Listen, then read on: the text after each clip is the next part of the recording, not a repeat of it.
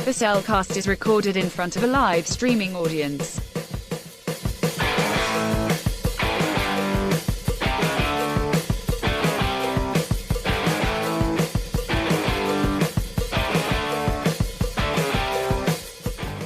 Hello and welcome to another episode of The Cellcast.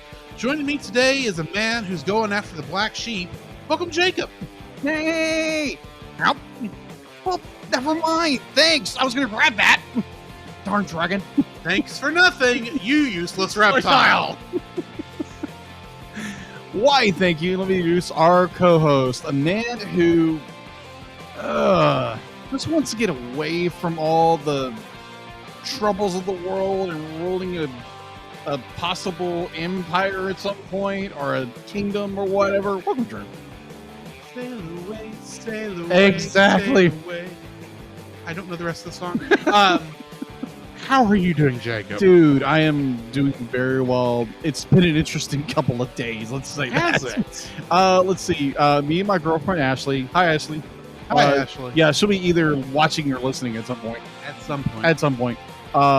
So me and her, we went to Dallas. We went to Arlington to go watch the Texas Rangers game. Uh-huh. Got to meet a couple of her, a little bit of her family.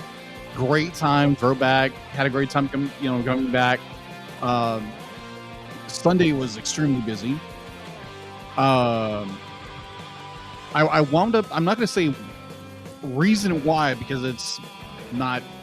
I'm not going to say the reason why, but I had to throw out both my bed and my box spring. Yeah, I am curious what happened there. Yeah, I'm not going to say that on air. I will have to remember to ask you once we go off air. Yes. So I have been sleeping on my couch for the last two and a half days. You know, you shouldn't drink water that late at night. Oh, you dirty dog. I doubt that's actually it. No, it's absolutely not. But it's just a thought that comes to mind. Oh, jeez. How's your week been? My week has been pretty good. I did have to work some weekends this week, but nothing too terrible. Did get the project I've been alluding to for the past month actually started. If you check in the RSS feed of the podcast, which some of you probably are listening to this right now, you'll note there's a couple episodes of Untangling Kingdom Hearts in there, where I'm starting with going through all of Kingdom Hearts just a little at a time, trying to make the help understand what the story is going to and where possibly it's going. And I started in a weird spot, admittedly, because I didn't start with the original Kingdom Hearts, but I started with Kingdom Hearts Union Cross, which is a cell phone MMO gacha game. Yeah. Except the game itself is now offline, so all that's left is the cutscenes. That is, and just for too funny. reasons unknown to me, they didn't include certain types of cutscenes in there. They only included the more cinematic looking cutscenes. Really? Yeah. I know some of our listeners will probably know what I'm talking about when I say the paper doll type cutscenes. You probably don't know what I'm talking about, but probably not. In a lot of games, they'll have in order to help save, especially of those made in Japan. Yeah. They will have like character portraits on the text box that will come in and out, and there'll be some like light animation that are on those. The scenes that were set up that way, for some reason, they didn't leave in the game.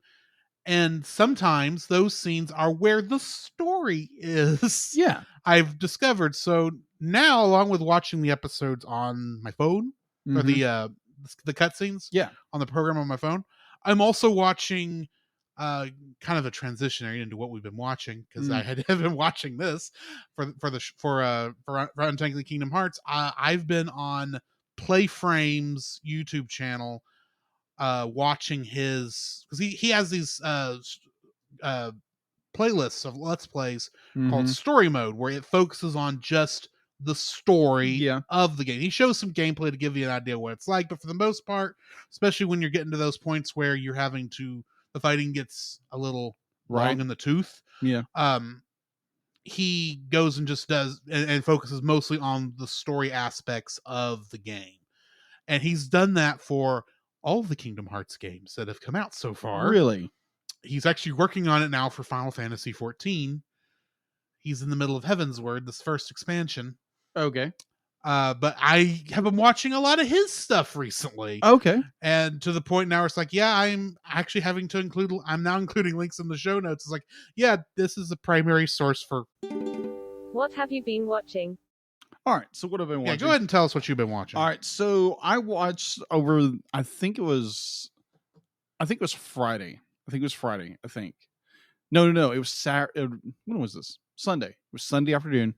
I got a call from my brother Jim, and he was like, "Hey, we're gonna go watch the movie this time." Well, I couldn't make it because I was busy. I'm busy all Sunday. Let's say that. Right. And we wound up watching it I think at like 4 that afternoon in town. Mm-hmm. And now, I think I already said Thor of Love and Thunder. You did not say it was Thor: Love and Thunder. Yeah, I wouldn't watch. I figured. Yeah, Thor of Love and Thunder.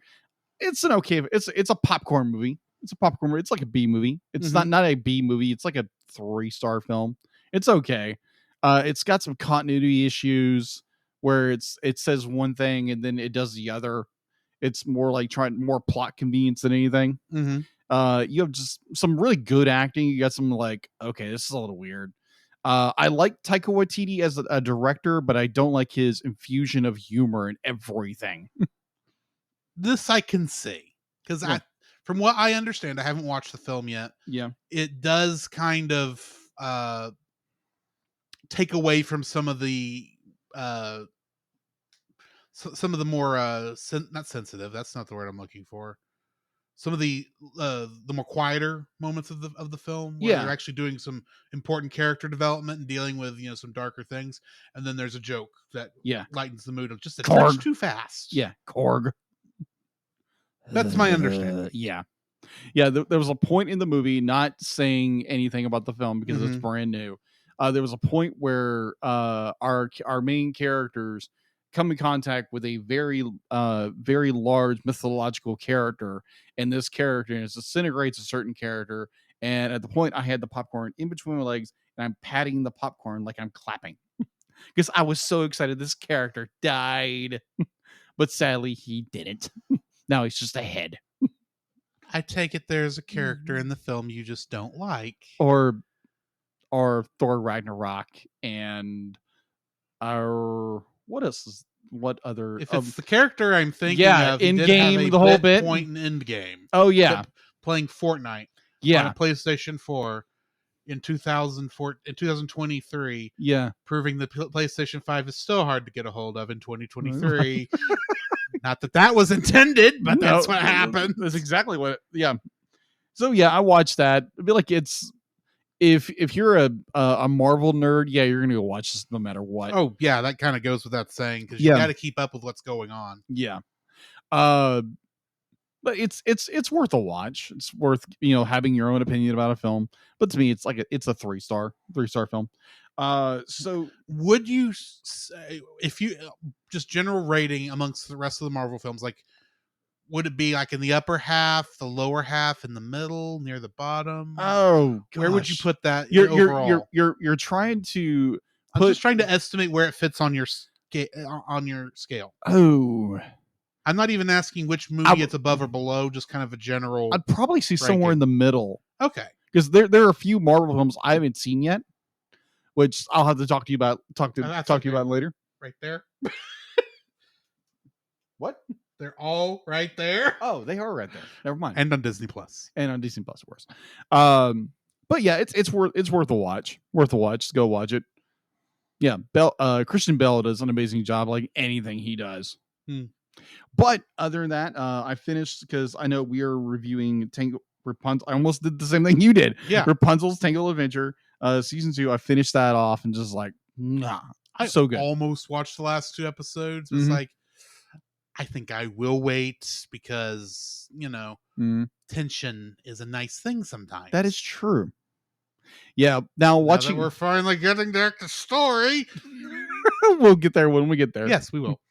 But yeah, definitely worth a watch. I would definitely agree with you. They kind of started compacting all this information towards the end of the story. Just wanting them to stretch the story out, give us more story tidbits throughout the season.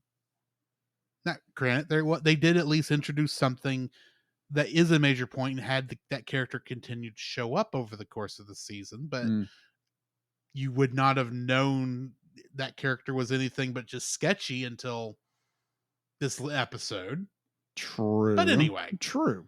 So I watched that, and I was doing my notes. I finished that, and while I was trying to complete my notes, I was like, "What movie do I'm already on Disney Plus?" Yes. A movie that we've already reviewed drives me through the roof.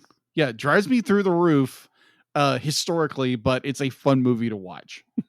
Hercules. Yeah, it's in no way, shape, or form accurate to mythology. No, it's not. But it's mythologically accurate an actual term? Kind of. All I know is even the mythology contradicts itself. Well, mythology is simply just story. Yes, but I'm just saying the Greek mythology was an actual was a religious belief system at one time. Yes, and unlike some cases still is. In some cases it still is, but it contradicts itself a little more than most. Oh, it does. That's all I'm saying. It does. Like, seriously, that Zeus is really going to care about one of the tens of thousands of kid he offspringed. I have something interesting to bring up when we get to mine, but continue. Yeah. So I watched that. Great movie. It's on Disney Plus. Go watch it if you haven't. Be like, if you're one in a million people I've never seen Hercules, go watch it before they do a live action version of it and ruin it. They are working on it because I remember hearing things about how they were looking for someone to play Hades, and I'm sitting there going, just ask James Woods. He will do it. He loves the character, and I bet you he can do it in live action. Yeah. Or at least but I have a feeling you're not going to do that because y'all keep ruining your live action remakes. Pardon me. We have opinions about live action films. Or at least the live action remakes. There have been some good ones. True, there have. But they are the exception to the rule. True. So true. Anyway. So that is all I've been watching. I did start into season 3, episode 1. And man, brother, I've got to say this. Considering what they were hinting at in these episodes. Oh, yeah. And what I was and what I have been assuming this whole time, especially considering I kind of have been slightly spoiled due to stupid internet. Disney freaking Plus screwed it up. Oh, because they put the picture like as album art, not album art, but the advertisement. Yeah, they put the thing of that. Yeah, tried to say it without spoiling it. Right. I was like, oh, I bet that means something. Uh-huh. And considering how negative that relationship has been going all season long. Anyway, and considering one of these episodes. Yeah, true. I suspect definitely the towards the end of it. Turned. Definitely towards the end of that episode. Let's say that. Yes, I have questions. Yeah. Well, we'll get there when we get there. Agreed. But brother, I've got to say, once we start season 3, be like the first 4, maybe like 10 minutes. It's just like, because you get all the backstory. You get what's going on. You mean the stuff they should have been talking about all through season 1 and 2? No. This is perfect setup to where they said it. Okay. And it's just like I watched the first time, I'm literally weeping. Okay. The second time I'm like, keep it together, bro. It's a cartoon. This is so good. Oh my gosh, my heart's breaking. I still have thoughts about things. We'll see if my theories hold true going forward. But it's a silly theory. Not to the animated series section of the show yet. No, we are not. But so yeah, be like, I'm looking forward to when we finish season 2 of Rapunzel-Tangled Adventure and getting into season 3. Okay. So yeah. So what have you been watching? Or have we done it? No, we haven't. Go No, ahead. I haven't done me. That's what I thought. Yeah, I hadn't done me. Well, one of the first things that I finished this week as I watched the last episode, the season finale of Spy Family. Yeah. How did that go? Since you now have the manga. Yeah, I have the manga now. It does not, while it is the season finale, it very much feels like we just got to the end of an episode and now we have to take a hiatus kind of a thing. Right. It does actually do a good job of doing like a minor wrap up, at least letting you, it gives you a little bit of a resolution, not really a resolution, but a little more of the confirmation that the family is a family, even though they don't claim to be. Gotcha. Except to the outside world, because they still consider themselves a pretend family, but there's still a lot of confirmations like, oh yeah, this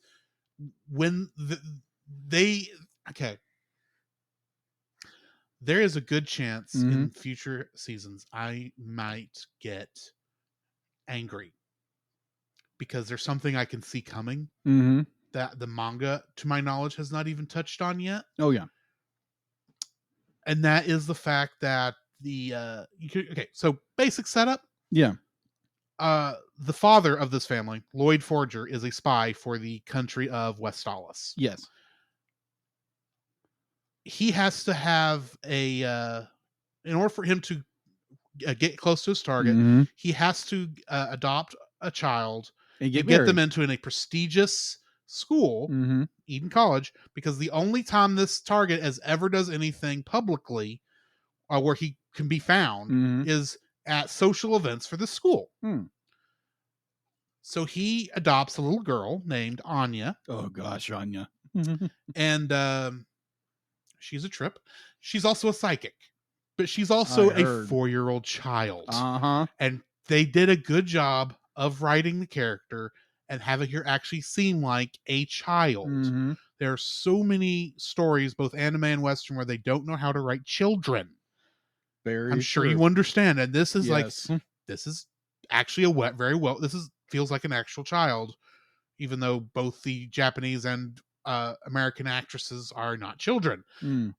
But the acting is very on par. And then in order to get into the entrance interview, both the father and the mother have to show up. So he has to go find a wife. And the woman he finds, he believes is just a worker in the Austanian civil service.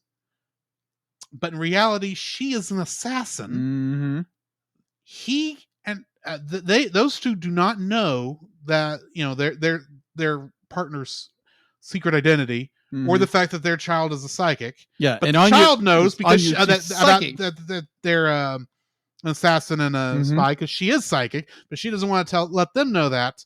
So a lot of it is them hiding these aspects of themselves, but still coming together and actually being a pretty well-made family. Yeah. But you'll notice I mentioned a couple things in my description there. He is for the country of works for the country of Westalis. She is an assassin for Ostania. Two sides of this Cold War. Yes. One is essentially because they intentionally change the names of these countries, but you can definitely tell this is Germany. Or it's supposed to be Germany. Okay. And he was working for West Germany and she's working for East Germany. And because the capital they're in is Berlin. Subtle. So very subtle. Oh my gosh. So very subtle. And there's another thing that what caused me to realize that, because the show does not, it goes past it. It's very subtle on the fact that she's working for Estonia. But when it stuck out to me is about halfway through the season when we find out who her brother works for. Oh. And he's a trip too, but I don't want to spoil anything. Okay. So I'm not going to say who he works for. Oh, okay. But you wouldn't want to get on their bad side. I have a feeling at some point in the future Thorn Princess, that's her alias, is going to get a hit on Twilight, which is his alias, and I'm gonna be both. I have no idea who to root for. Y'all better come together somehow. Anya, you're up. So can I say with certain, like, whenever, like, obviously we get done with Tangled and whatever, At some point this show is going on the animated series. Okay, all right. This is like one of my favorite anime, right? Okay, there have been shows I've said this is like my favorite anime. Mm-hmm. In most cases, if I'm thinking in reality, it's like, okay, no, there's other anime I like better than this. Mm-hmm. Right now, despite the fact that the show is less than 6 months old, like it started during the spring season, so like March. Yeah. This is one of my favorite shows, period. Wow. Not just anime, shows. Wow. Television. It is that good. Wow. Because it does a good job of mixing your wacky anime-ness that comes up, your family slice of life comedy, and your assassin spy work. There's some things that's like I would describe as there's an episode, I think it's episode 5, that I would describe as the most absolutely ridiculous thing they could have done in the show. Okay. And yet it's one of the best episodes. Wow. Because even though it's actually filler, because it's not in the manga, from what I understand. I've not read that part. But my understanding is that whole episode is there's only like 2 parts of it that are actually in the manga. The rest of it's not. But it just shows you to what lengths he will go to. Wow. To actually get this thing done. Huh. And plus, it had been a while since we had some nice action shots. But anyway, that's a good show. I do highly, highly, highly suggest it. Got it. And I'm looking forward to whenever the spring, the second season starts, so we can find out what the dog they hinted at coming up is all about. Though I'll probably have already read that by the time that happens. There's a dog? There is a dog. The Forgers get a dog. You want to guess his name? I have no idea. Bond. Of course, it's Bond. Well, I mean, Anya is test subject 007. True. But anyway, they lay the subtlety on thick, it's like marmalade. It's called puns. But I mean, true. When you're watching the show, it's like, yeah, that's not very subtle at all. I don't care. I really don't care, because this is just so fun and good. Also, I watched 2 episodes of Star Trek Strange New Worlds. So how was that? It is better than probably all the other live action Star Trek shows that have started since they started remaking shows or making shows for again. Yeah, it's probably the best of the live action shows they've done. Okay. I honestly think I can't put Lower Decks or even what's the other one, Prodigy. I can't put them because they are so very different. Yeah, but the nice thing about Picard and Discovery are very serialized shows, like your modern serial sort of things, of course, and that makes some sense because it's telling one long story, and that's not bad in concept. Okay. But traditionally, Star Trek television shows are not set up that way. Okay. They are episodic. So I do have one question. Strange New Worlds is episodic again. Okay. Nice. There is a overarching story, but it only is like necessary. It's like it's one of those things where you could probably watch the episodes in any order. Yeah. But if you watch them in order, you get a bonus of seeing how everything fits together. I gotcha. So I do have a question. Okay. Does it come with the secret toy? You said cereal. Wrong type of cereal. Oh, darn it. S type of cereal, not C type of cereal. Okay, gotcha. Clarification is everything, people. The only problem I actually have with Strange New Worlds. Right. The show is supposed to take place about 10 years prior to, I think it's about 10 years prior to the original series. Okay. It does take place on the Enterprise, and it is a very good make of the Enterprise. it does make sense that probably there is a refit somewhere between here and TOS, so the sets don't look too different, too strange when you make that transition from the 2020s to the 1960s production. Right. And Pike and Spock both do a very good job. We got the Anson Mountain. I can't remember who's playing Spock, but Anson Mountain does a very good job as Pike. The problem is over 75% of the cast or the crew of the bridge crew are women. Okay. Now, there's going to be some people like, oh, you don't want women on the show? That has nothing to do with it. Okay. I like women on the show. Okay. I'm just saying there is an inordinate amount on this bridge crew right now that just feels like an odd choice. Okay. I'm not saying that it's got to, they need to cut some characters, because honestly, I don't think they do, because they're actually doing some interesting things with some of these characters. Right. And there are some male actors on the show too, but like I said, it's there is almost every bridge crew person they put on there besides is a female, which is weird for a show that's got to go into the 1960s and all of a sudden her as the only woman on the bridge. Fair. That's really what I'm getting. Oh, okay. Gotcha. Granted, different commanders, different structures, just different crew that was available at the time. True. I get that. Yeah. But it just different feels errors. It just feels weird. I understand. And so it doesn't really bother me while I'm watching the show, but it's just when you're thinking about it, it's like, man, there are a lot of women on this show. Far more than I'm used to, I guess, is really what it comes down to. It's not a bad thing. No. It's just different. Yeah. Other than that, I watched 2 Riff Tracks live specials. Really? That are on you can go stream right now. One of them was the Summer Shorts Beach Party, which is they just did a bunch of shorts. Okay.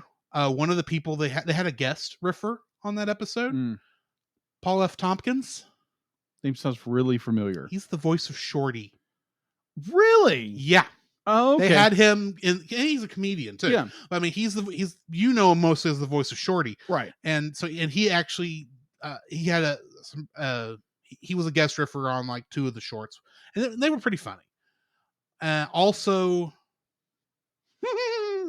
I watched a Christmas one, Santa and the Ice Cream Bunny. Okay. You should see the look on Jacob's face right now. Let me explain. Yes. The first hour of that special is just a selection of Christmassy shorts. Yeah. Which is all fine and dandy. The second half is a film, technically a film. Okay.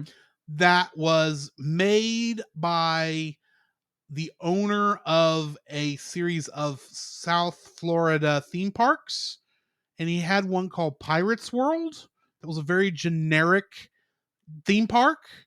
Okay. And one of his mascots was the Ice Cream Bunny.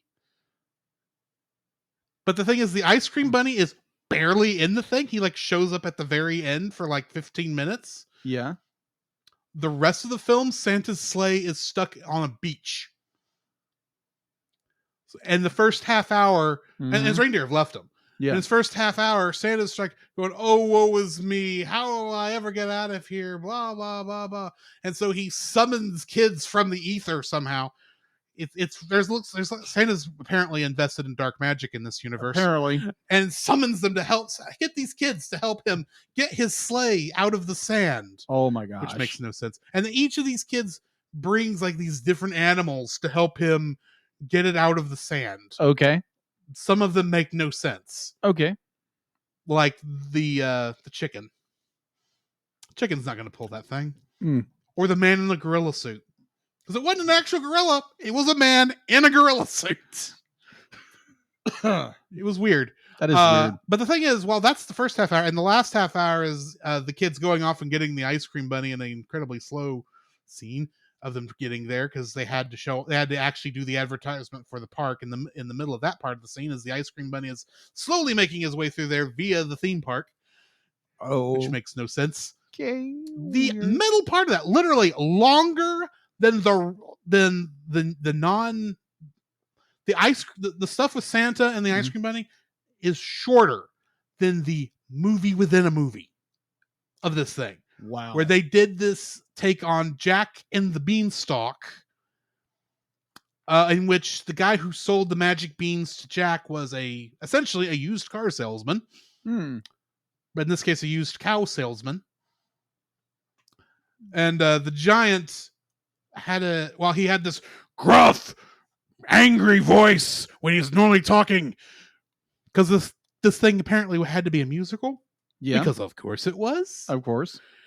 When he goes to sing his part, he goes, "Fee fi fo fum, I smell the blood of an Englishman." It's like, these voices do not connect. No, they don't sound like it. If it weren't for the fact that I could see it coming out of the same mouth, I would not think this was the same person doing this. It was a really dumb and goofy short, and the riffing they did on it was absolutely glorious. It's probably one of the best ones I've seen. Gotcha.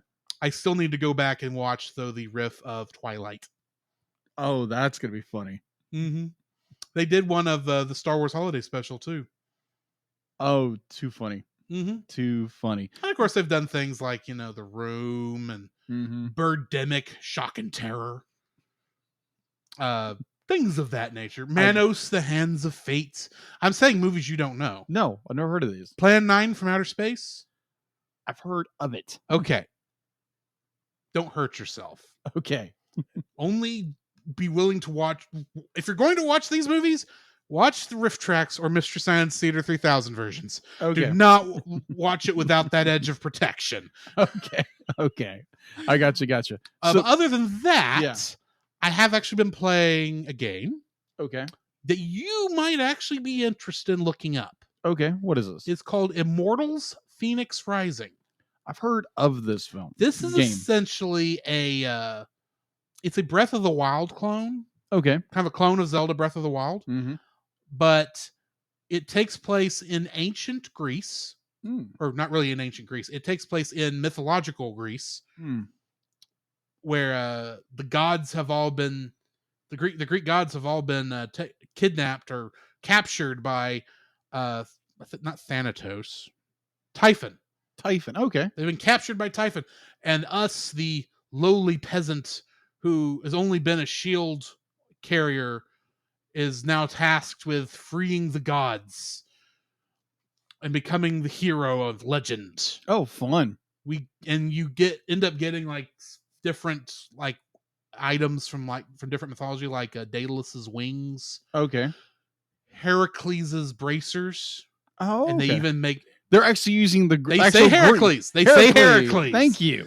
They say... I'm going to get to that. And a couple other things. But the thing is, the whole game is narrated by Prometheus.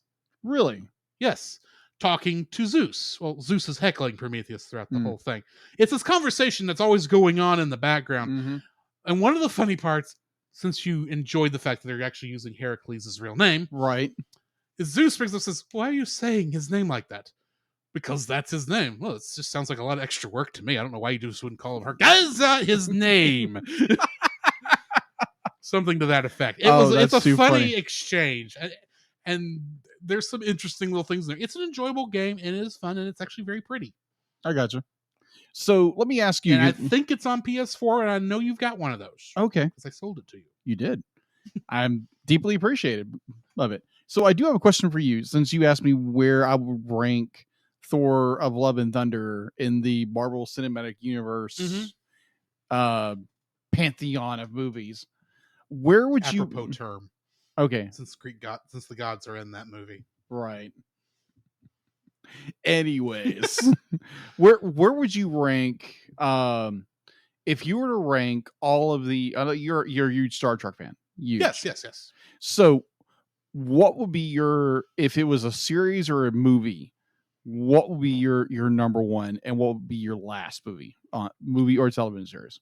I separate these because the movies and the TV series are doing different things. Okay.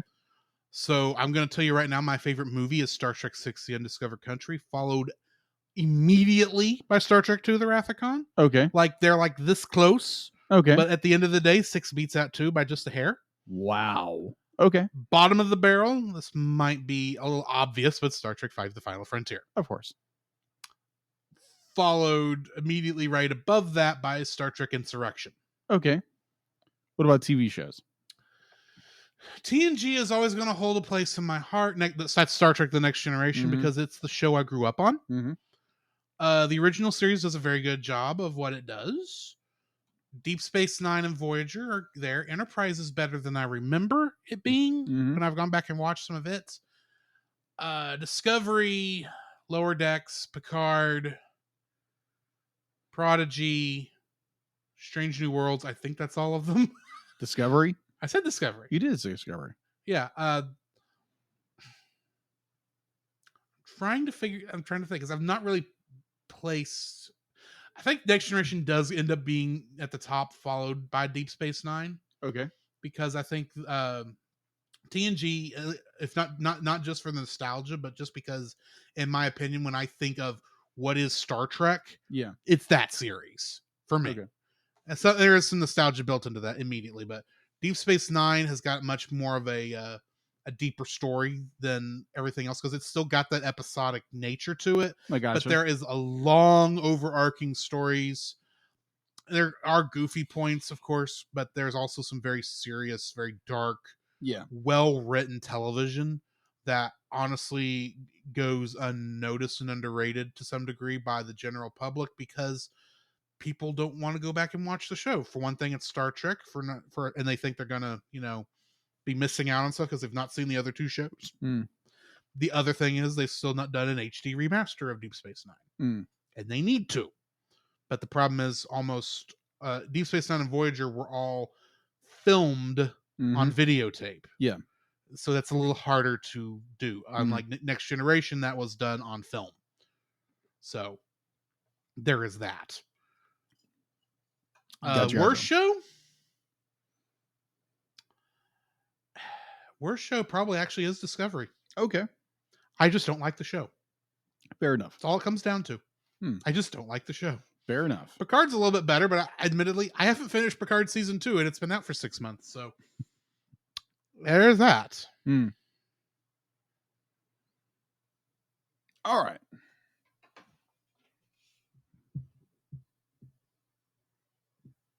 Sorry.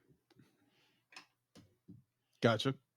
Ironically, we're talking about Star Trek, and my idiot cousin sent me a picture of a freight vessel named the Kobayashi Maru.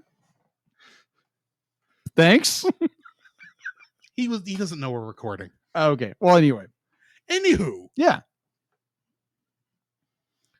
So yeah, that's what I've been watching and playing. All right. Good deal. So Jacob, I have another question. Yes. Well, not another question for you, but I think it's time for this. All right. The Cellcast News with your host Jacob Heron.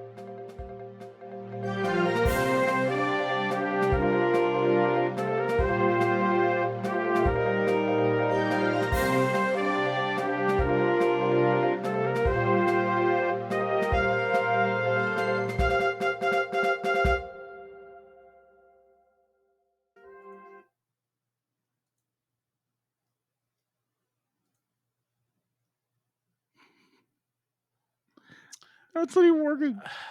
Okay. Going to be doing the hard editing. All right. So what do we got in the news? All right. So I am probably going to butcher this man's name. How do you pronounce I am sorry, I am horrible at pronouncing names. But the creator of Yu-Gi-Oh!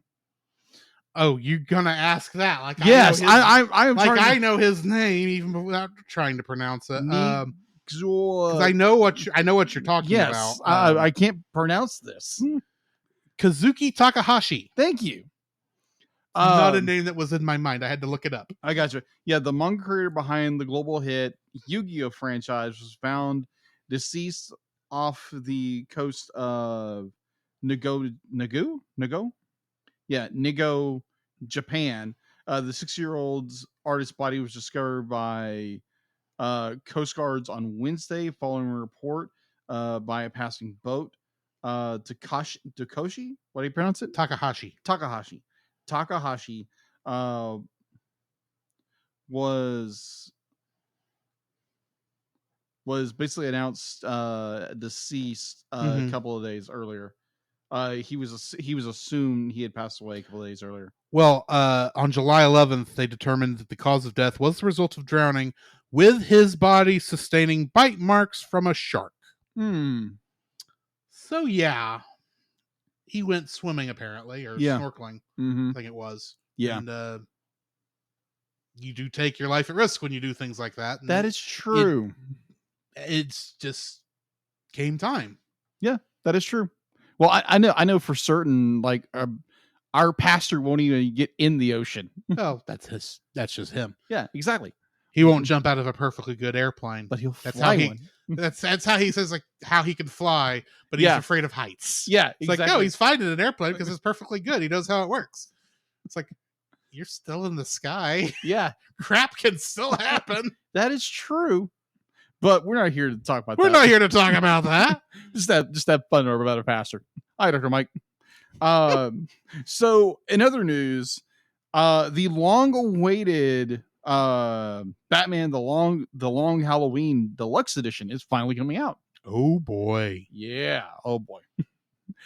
Where they mix the two into one, which they should have done in the first place. Which I'm not surprised Dallas from Geek Devotions can be fun about that. Well, I'm sure he's going to buy it. Oh, yeah. Even though we know he wasn't a big fan of that because of some different issues. And it's not a direct adaptation of the graphic novel it's based on. All right. So the complete mystery with additional mature content comes to 4K for the first time ever. The rated R full-length animated movie will be available on 4K Ultra HD Blu-ray combo pack. Set at SRP at MSRP? No, SRP. Oh, still the suggested retail price. Yes, suggested retail price $34.99 in the United States for the first time.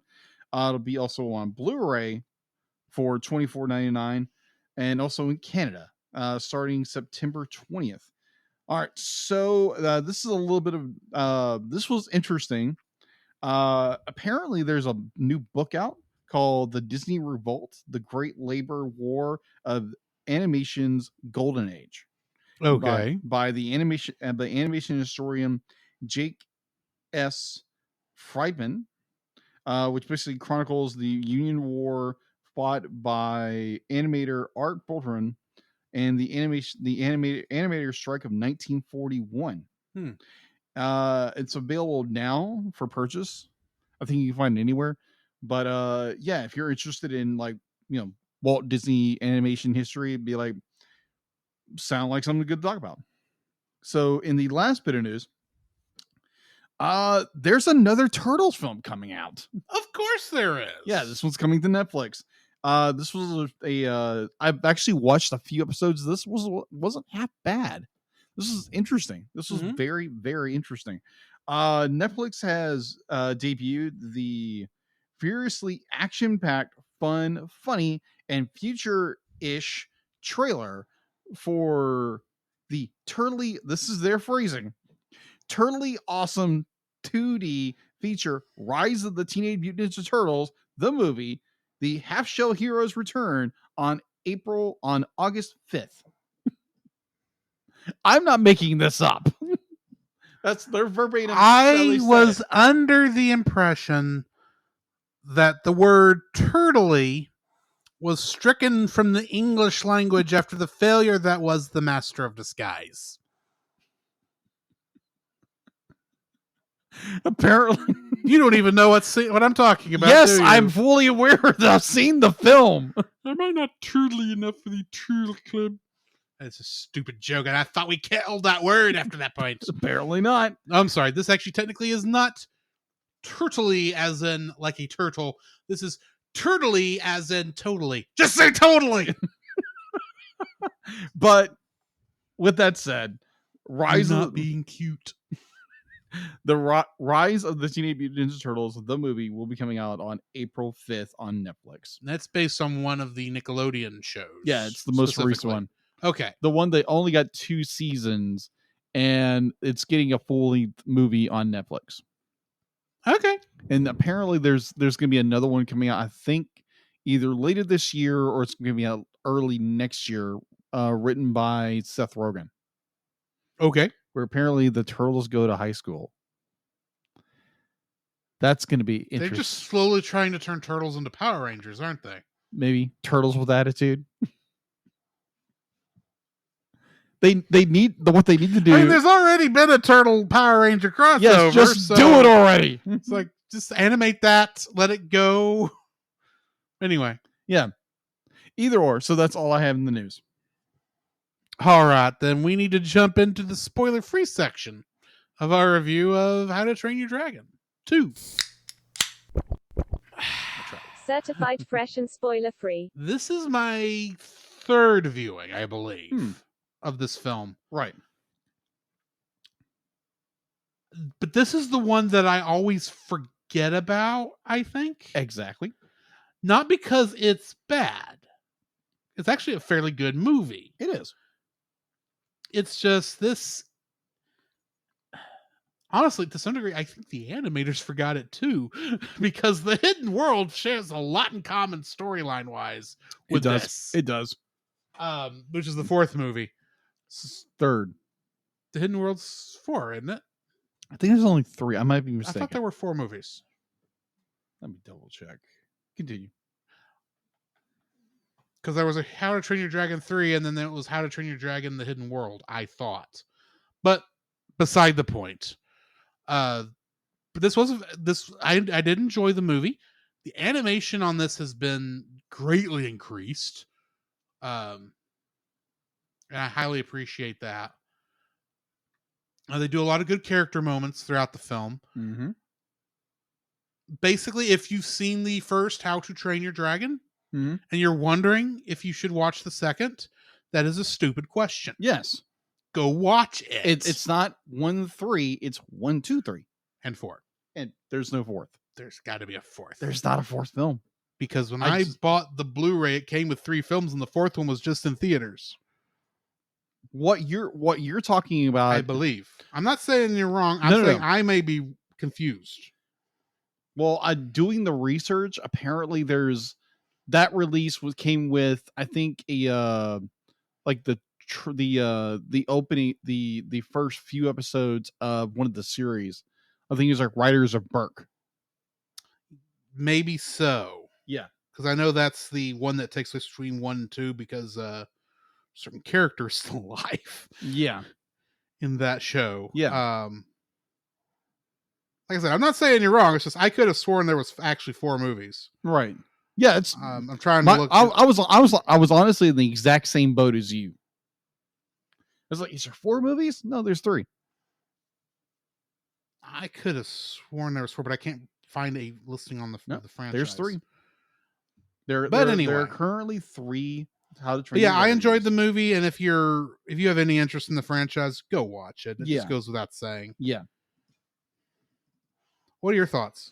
My thoughts on this movie, it's a very well done movie. It is a animation wise step above the first film. Like animation wise, they step up their game and they just own it. It's so well done. Animation wise, just like from A, B, C, D. Mm-hmm. It all the way into the Z. It's a good film.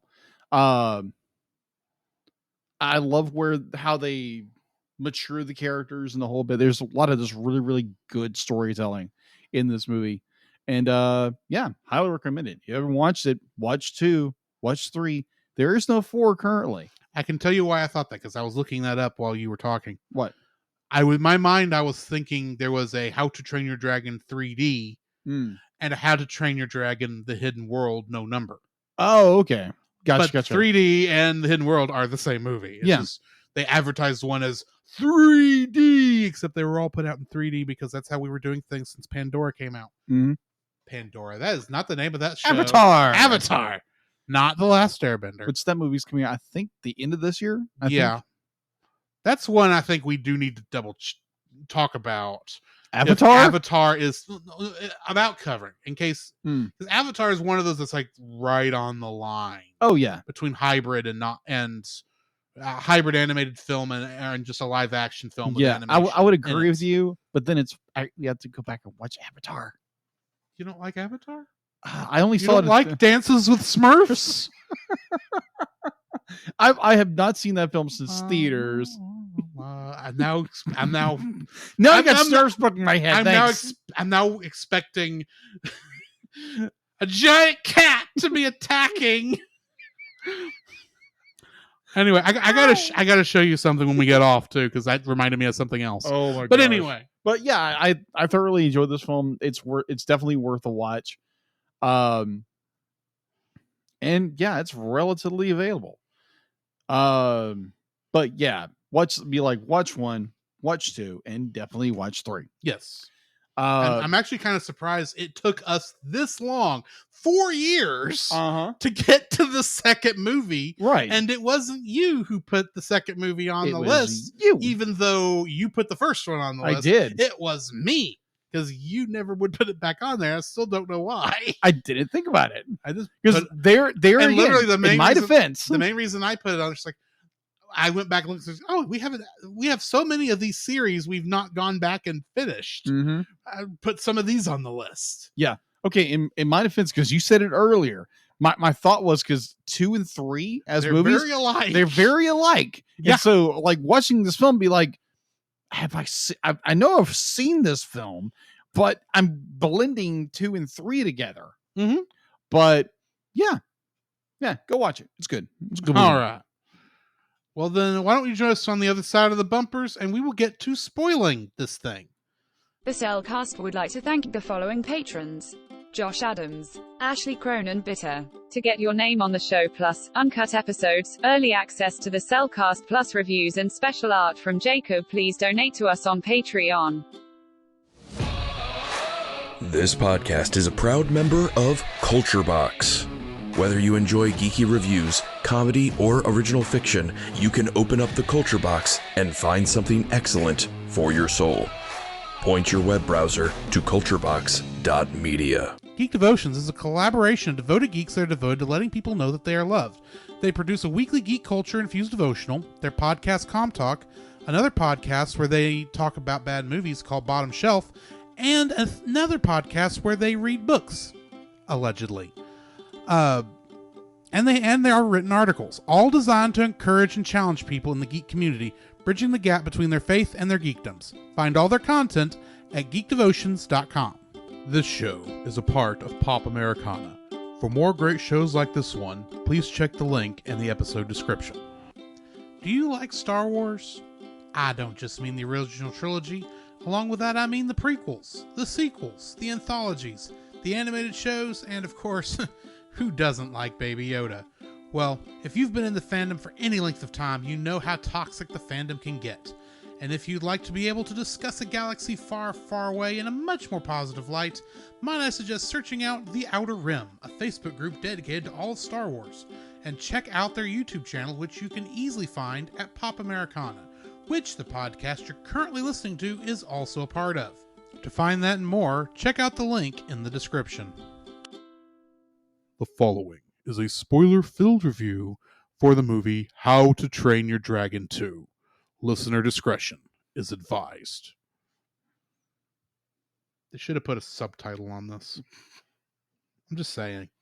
How to Train Your Dragon 2 was written and directed by Dean DuBois, who is also the writer for Lilo and Stitch. It is based on the book series by Cressida Cowell. Cast includes Jay Baruchel as Hiccup, and in The Sorcerer's Apprentice, that movie, live action movie, he played Dave. Okay. I don't know who Dave is because I've not watched that. Me either. Kate Blanchett is the voice of Valka, and she was Galadriel on Lord of the Rings. Exactly. Gerard Butler was Stoic, the Vast, and he was King Leonidas in 300. This is Sparta! Craig Ferguson was the voice of Gobber, and he was the host of The Late Late Show from 2005 to 2015. America Ferrera was the voice of Astrid, and she was the voice of Betty Suarez in Ugly Betty. That's true. I say the voice. She played Ugly Betty. She did play Ugly Betty. Jonah Hill played Snoutlout, and he was Green Lantern in the Lego Batman movie, and I believe the Lego movie also. Really? Mm-hmm. I think if we're talking about the animated movies, yes, I think the Lego animated movies. Okay, Lego animated movies. Okay, that's different. Yeah, the Lego movie and the Lego Batman movie. Okay, good deal. Just clarification. Understandable. Christopher Mintz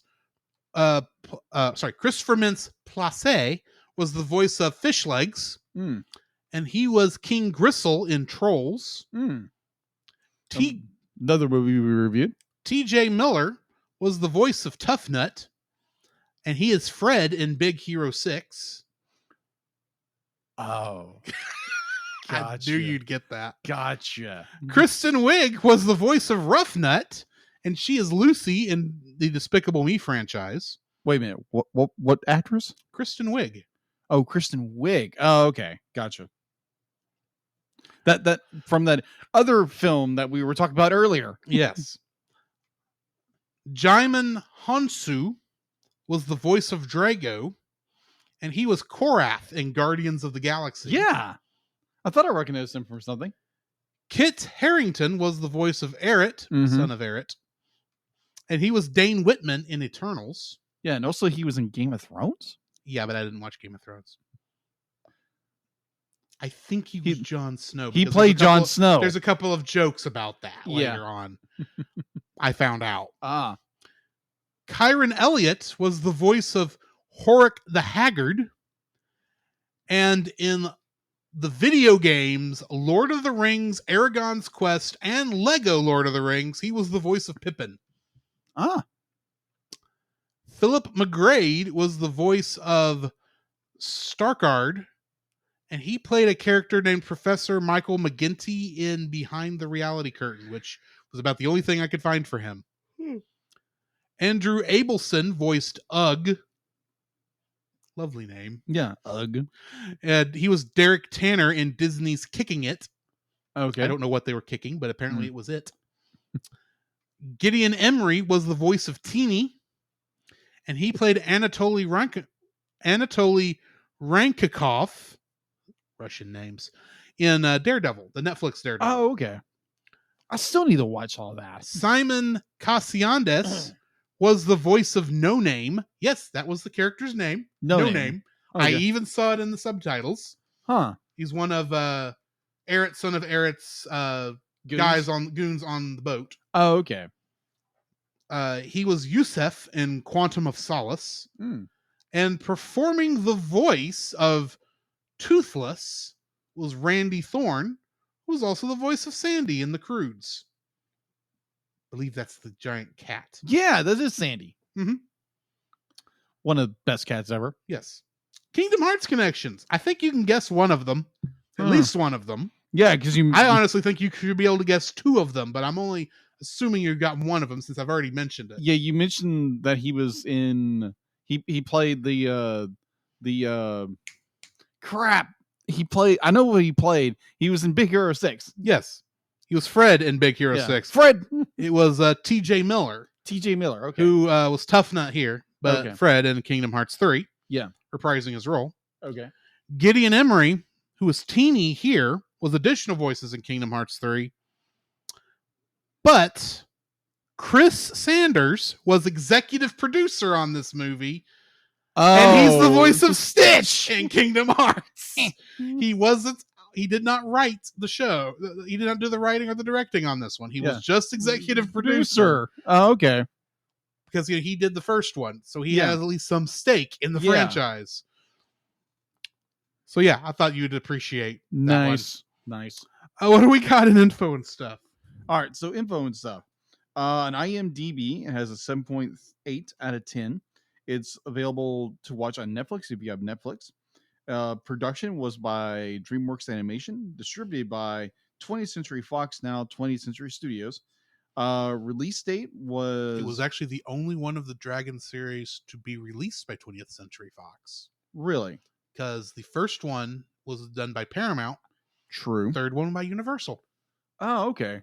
That's got to be fun to put together in a box set. Except the reason they can get away with it is because all of them are owned by DreamWorks, not by Fox or it's just a distributing arm. Paramount. It was just the people who did the distribution at that time and had and get their logo at the front of it. Yeah, were Paramount and Fox, but the movies were owned by DreamWorks, and so now they're owned by, since DreamWorks is now owned by Universal, they're now owned by Universal. Yeah. Anyway, all right. So it was released. It was first released at the Canton Film Festival. Cannes Film Festival. Thank you. I can't. I'm about to say Canton, Texas does not have a film festival. No, Cannes Film Festival on May 16th, 2014. And it was released in June 13th the same year in the United States, and on July 4th in the UK. Box office. It had an estimated budget of $145 million. Its opening weekend was a little low for the US and Canada for $49.5 million on June 15th of that same year.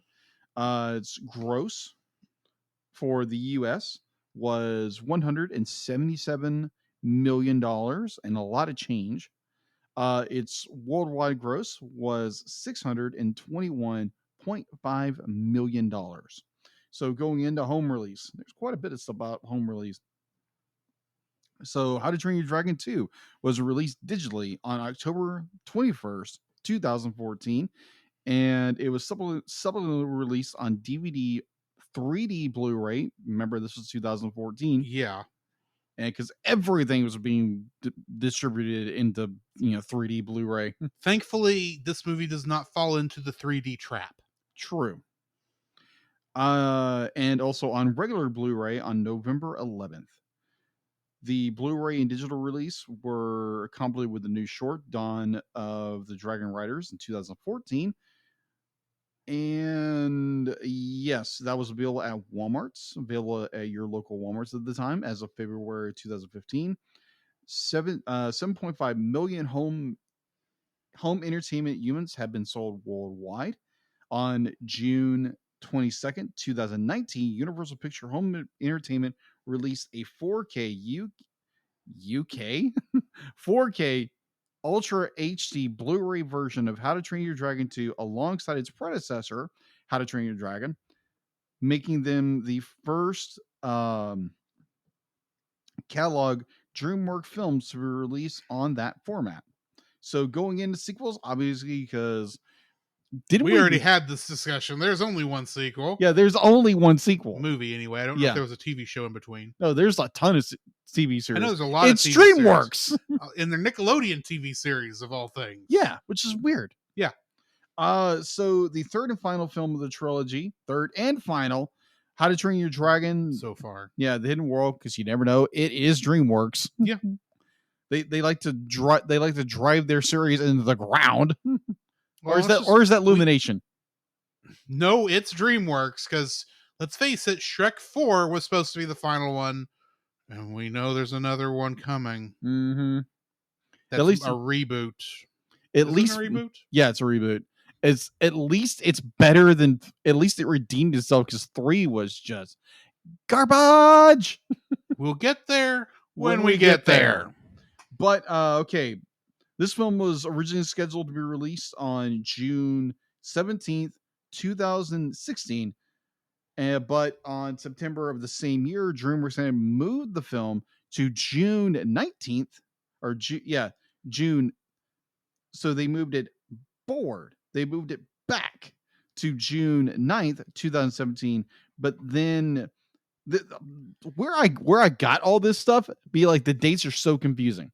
So I'm trying to discern what's really going on here. It got pushed. It got delayed a number of times. It got really so many times. So eventually what? Yeah. So originally it was released in 2016. And then eventually it got... So from 2016 to 2019, when it finally was released, it was released... it was released on February 22nd, 2019. Right. And yeah, that's about it. This movie got pushed. Now, granted, this was the not third movie, not this one. Yeah, the third movie was pushed back further and further and further and further and further, or pushed forward in time so many times. Not be like, granted, this was 2016 to 2019. This wasn't even during the pandemic. Yeah, this was a 4-year delay, but I suspect there are a lot of technological advances occurred during that time with their pipeline. True. So, yeah. There were technological advances that go into this one, which we'll be talking about in a second. True. Yeah, so yes, there is a sequel, How to Train Your Dragon: The Hidden World. There is no fourth film as of this day. A lot of Christmas specials, though, for some reason. A lot of Christmas specials, a lot of shorts, yeah, a lot of TV shows. This is at the time when DreamWorks had learned how to monetize their IP outside of the movie theater. True. Right, anyway, you ready for the summary? Yes. All right. 5 years after the Viking villagers of Berk and the dragons made peace, they lived together in harmony. Hiccup and his dragon, Toothless, the Night Fury, discover and map unexplored lands. Now 20 years old, he is being pressed by his father, Stoic the Vast, to succeed him as chieftain, although Hiccup feels unsure he is ready. While investigating a burnt forest, Hiccup and Astrid discover the remains of a fort encased in ice and meet a group of dragon trappers. Their leader, Eret, attempts to capture their dragons for their employer, Drago Bloodfist, who plots to capture and enslave all dragons into becoming his soldiers. Hiccup and Astrid escape and warn Stoic about Drago. Stoic fortifies Berk to prepare for battle. Hiccup, however, refuses to believe war is inevitable and flies off to talk to Drago. Stoic stops him, explaining that he once met Drago at a gathering of chieftains where Drago had offered them protection from dragons if they pledged to serve him. When they laughed it off as a joke, he had his dragons attack them with Stoic being the sole survivor. Undeterred, Hiccup flies off with Toothless in search of Drago to try and reason with him. They instead meet a mysterious dragon rider who is revealed to be Hiccup's long-lost mother, Valka.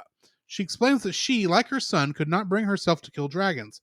After being carried off during a dragon raid, she spent 20 years rescuing dragons from Drago and bringing them to an island nest created out of ice by a gigantic ice-spewing alpha dragon called a Bewilderbeast, which is able to control smaller dragons by emitting hypnotic sound waves.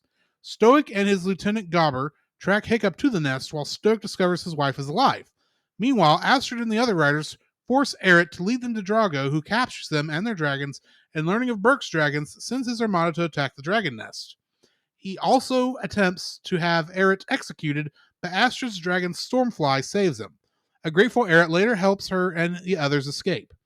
At the nest, a battle ensues between the dragon riders, Valka's dragons, and Drago's armada, during which Drago reveals he has his own Bewilderbeast to challenge the Alpha. The two colossal dragons fight, ending with Drago's Bewilderbeast killing its rival and becoming the new Alpha.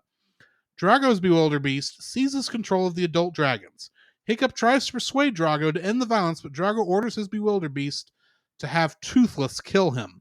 The hypnotized Toothless fires a plasma bolt towards Hiccup, but Stoic pushes him out of the way and is killed instead. The Bewilderbeast momentarily relinquishes control of Toothless, but Hiccup drives Toothless away in a fit of despair over his father's death. Drago maroons Hiccup and the others on the island and rides Toothless again under the control of the Bewilderbeast to lead his army to conquer Berk. Stoic is given a Viking funeral, and Hiccup, now having lost both his father and dragon, is unsure what to do. Valka encouragingly tells him he alone can unite humans and dragons. Inspired by her words and his father's, Hiccup and his allies return to Berk to stop Drago by riding the baby dragons, which are immune to the Bewilderbeast's control. Back at Berk, they find that Drago has attacked the village and taken control of its dragons. With a heartfelt apology, Hiccup frees Toothless from the Bewilderbeast's control, much to Drago's surprise. Hiccup and Toothless confront Drago, but the Bewilderbeast encases them in ice. However, Toothless blasts away the ice and enters a glowing, superpowered state. Enraged that the Bewilderbeast tried to hurt Hiccup, Toothless then challenges the Bewilderbeast to protect his rider, shooting it in the face, repeatedly, which breaks its control over the other dragons, who side with Toothless as the new Alpha. All the dragons repeatedly fire at the Bewilderbeast until Toothless fires a final massive blast, breaking its left tusk. Defeated, the Bewilderbeast retreats with Drago on his back. The Vikings and dragons celebrate their victory, and Hiccup is made chieftain of Berk, while all the dragons from both Berk and Valka's sanctuary bow before Toothless as their new king. Afterwards, Berk undergoes repairs with Hiccup, feeling certain that its dragons can defend it. Getting into the trivia for this, Dean DuBois asked Cate Blanchett to play the role of Valka during the 2011 award season where How to Train Your Dragon was being campaigned for Academy Award recognition. I told her that I had written the part for her in How to Train Your Dragon 2, and she smiled, saying that the original movie was a big hit in her household with her 3 boys, and said DuBois, I told her about the character, and I could see it blossoming in her mind. DuBois wanted Blanchett to play Valka because he knew she would strike the right balance of rich and commanding, mixed with a sense of regret and vulnerability that the part called for. Jaimin Hansu would often do vocal exercises to prepare for his voice acting. One of these was a loud, terrible scream. Dean DuBois liked it so much that he decided to use his Drago's cry to summon the dragons. This is the first DreamWorks animation film to use its new animation and lighting software through the entire production. Programs named Primo and Torch allows much more subtlety in facial animation, the sense of fat, jiggle, loose skin, the sensation of skin moving over muscle instead of masses moving together. Dean DuBois said, I think the film looks a lot better than the first. In addition, our film is the first to showcase a whole new generation of software that has been in development at DreamWorks called Apollo. In past versions, if you wanted to do something as simple as arch an eyebrow, you would have to select the eyebrow from a menu and input what degree of arch you would want, enter that numerical amount, and wait for that to render, whereas the new system allows you to work in a much more intuitive way using a stylus and touch-sensitive Cintiq monitor to grab and manipulate the characters, which now render in real time. It allows animators to go back to working with their hands. Chris Sanders, co-writer and co-director of How to Train Your Dragon, and Dean DuBois collaborator since Lilo and Stitch, did not write or direct the sequel due to his involvement with the Croods, although he did help executive produce How to Train Your Dragon 2. This is the only film in the How to Train Your Dragon series to be distributed by 20th Century Fox since the end of DreamWorks Animation's deal with Paramount Pictures in 2012, and with Universal taking over in 2018, a year before the third film's release. Valka was originally written as a villain.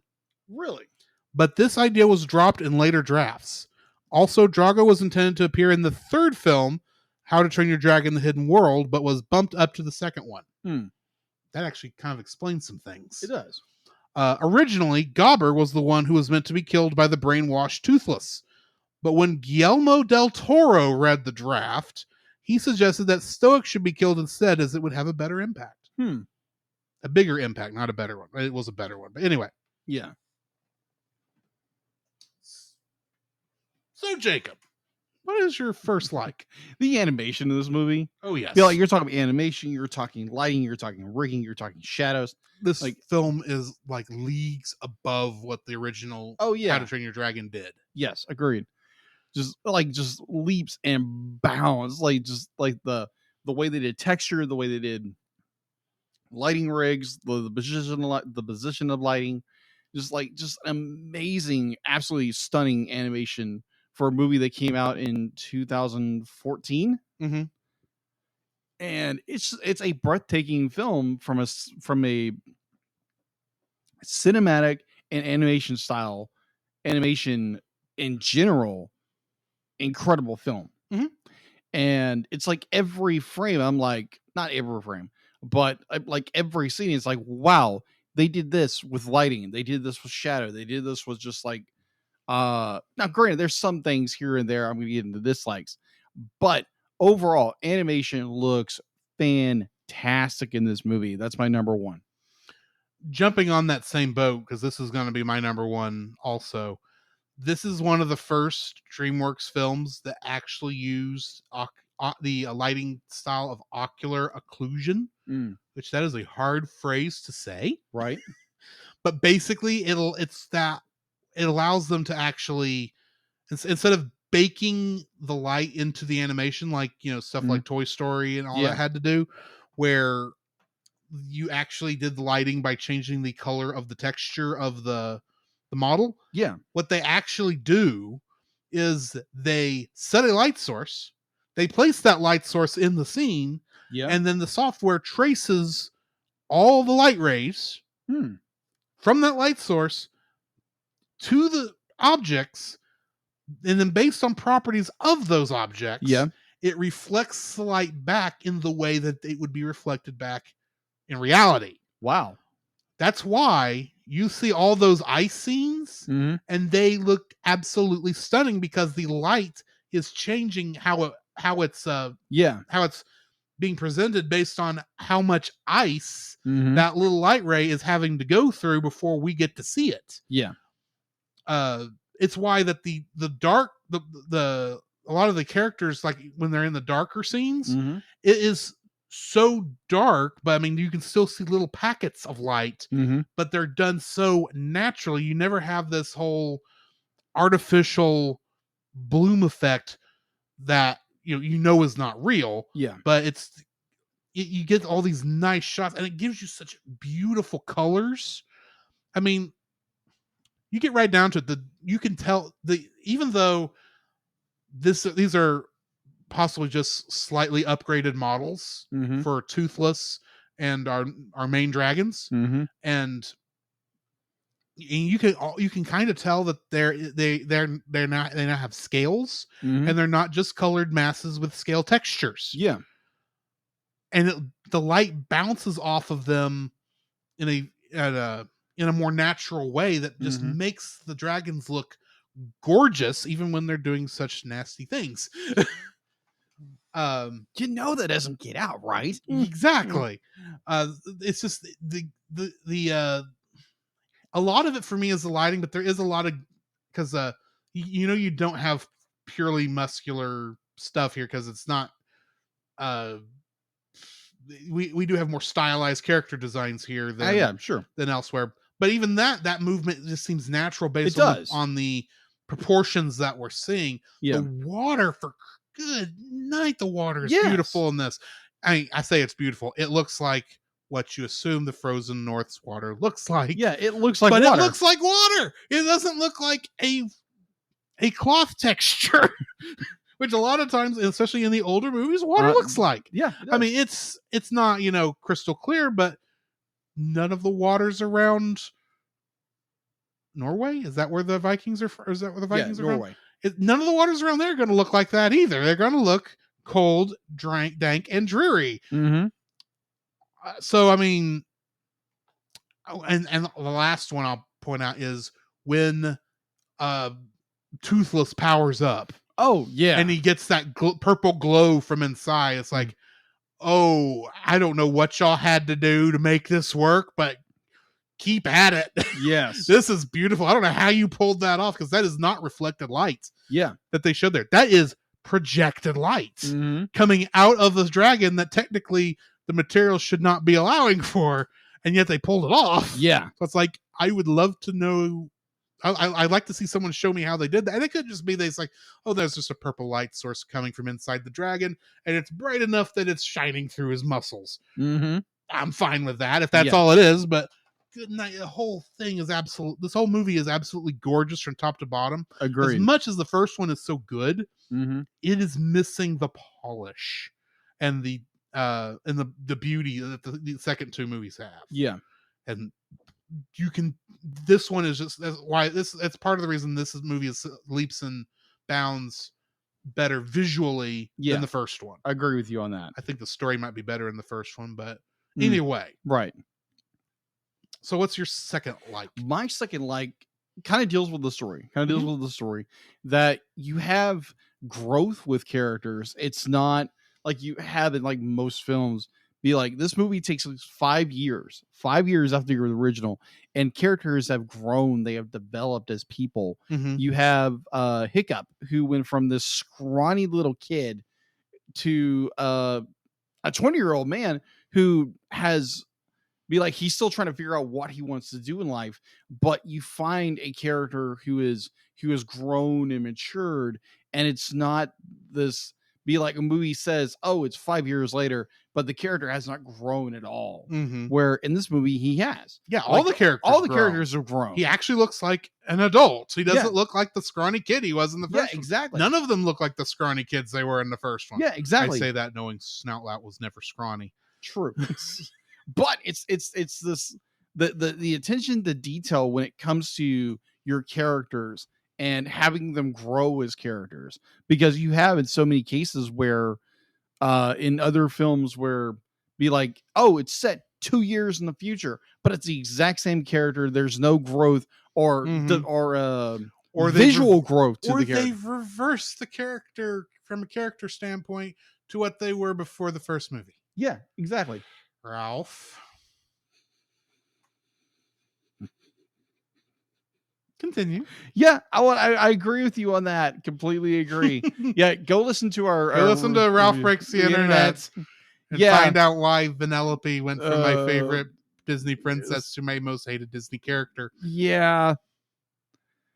When you say you're going turbo in the first one, you have a character go turbo, and it's completely you break your rules. It's basically just kind of like glossed over. Anyways, we're not here to talk about Ralph Breaks the Internet again. We're here to talk about very easy to get off on that subject because that still annoys us. Yes, it does. It very much still annoys the two of us.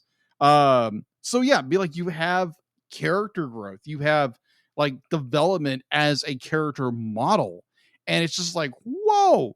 Because me, like the there again, the animation with lighting and rigging, whatever, and just how this is done, be like how I'm still blown away how they, like, animation wise, made Hiccup look older. He acts older, and he's still not the same goofy kid. It's like, oh shucks, y'all kind of character, but he's grown and he's matured, and I really enjoy that as a character. To watch a character grow and not simply, oh, it's 5 years later, but it's the same character. Yeah, he's grown and matured, and he's got a lot more tech, which is cool. So yeah, that's my second like, the growth of characters. What's your second like? This is a kaiju movie. Oh yeah, of course. And I don't just mean the thousands and thousands of on-screen dragons, which dragons are technically kaiju. They are. I'm talking, it's also the fact that we've got 2 mountains sized dragons, right, that actually feel like they have weight. There's a part of me that thinks that the dragons that we see, all the other dragons, are actually moving a bit too fast for their size. Toothless is one of the few I don't think that with, because he is designed to be a stealth bomber. Yeah, he's designed to be essentially very fast and quick. But so many of the others don't feel like they have the right weight for their size. But it's part of the charm. I kind of don't worry about that. Yeah, they could have really screwed that up if they'd have kept it at that thing with the alphas. But the alphas actually do feel like they have weight behind their movements. Like it's actually hard for them to move because they're so huge. Well, and living creature, we know that you can't really get like creatures much bigger than, like, say there's a certain size limit to how big creatures can get under their current laws of physics. Yeah, agreed. That dragons like those big 2 would definitely not be accurate for, but they feel like they are there and that they're huge and that you would not want to get. I mean, they're physically intimidating to everybody, not just the ones that they're out, that they're the dragons that they can hypnotically control. Yeah, which I don't know if the hypnotic thing, hypnosis, was really a necessary thing, but we'll get to that later. Yeah. But the fact that they feel humongous. They both have this great ice spewing ability that just makes you almost feel cold watching them do that. Yeah. As they spew that out. and they are very intimidating. You get the feeling like there's a line from the Chronicles of Narnia where where one of the kids asks, I think the beavers, seeing Aslan for the first time or hearing about Aslan for the first time, they say, "Is he safe?" He says, "No, he's not safe, but he's good." Yeah. That's kind of the feeling I get, at least around the white, the main alpha, the good alpha. Yeah. One that's not under the control of Goober. He's not safe. He will protect his kind, but he's good. Yeah. Unlike the other one, that's just evil. Yeah. True. So, I mean, yeah, it's. I kind of it almost gives that feeling not just of that this is a huge dragon, that this is actually a dragon god. Yeah. Lowercase g. Yeah, lowercase g. Yeah. That's kind of the feel of it, and I appreciate that it's there. Okay.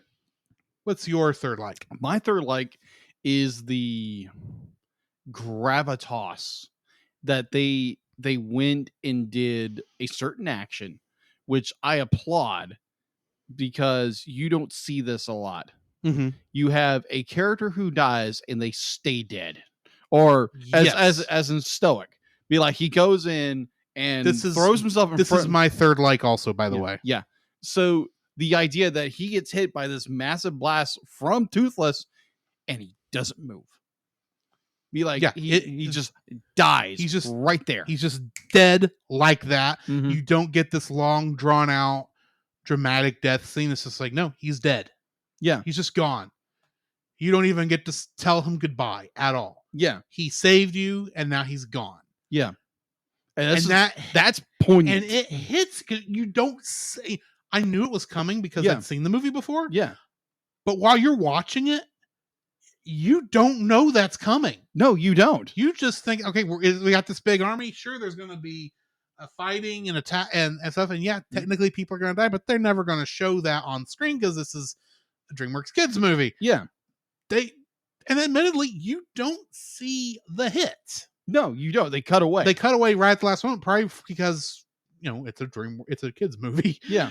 But he gets hit and he stays dead, and Hiccup's reaction, even to lashing out at Toothless, who he knows it wasn't his fault, that he that he attacked, that Toothless was going to attack him and hit his father. He knows it wasn't his fault because he was under the control of the alpha that told him to do that. But it doesn't matter. He does not. He can't really stand to be with him at that moment. Yeah, it's that idea of like you're a complete grief. Right. Something just happened. You feel like you're still trying to process something. And admittedly, I love how Toothless realizes what he's done. Oh yeah. He's immediately trying to apologize for it in his way. Yeah.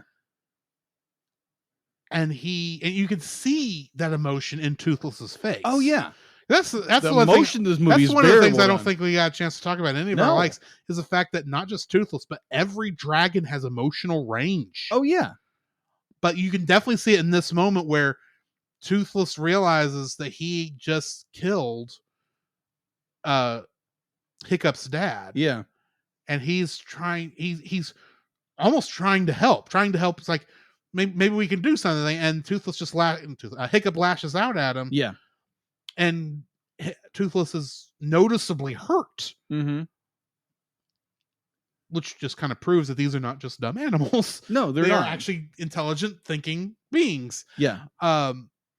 So, and I appreciate they went to that much trouble to make it, and it's a poignant death scene all the way to the actual funeral. Oh yeah.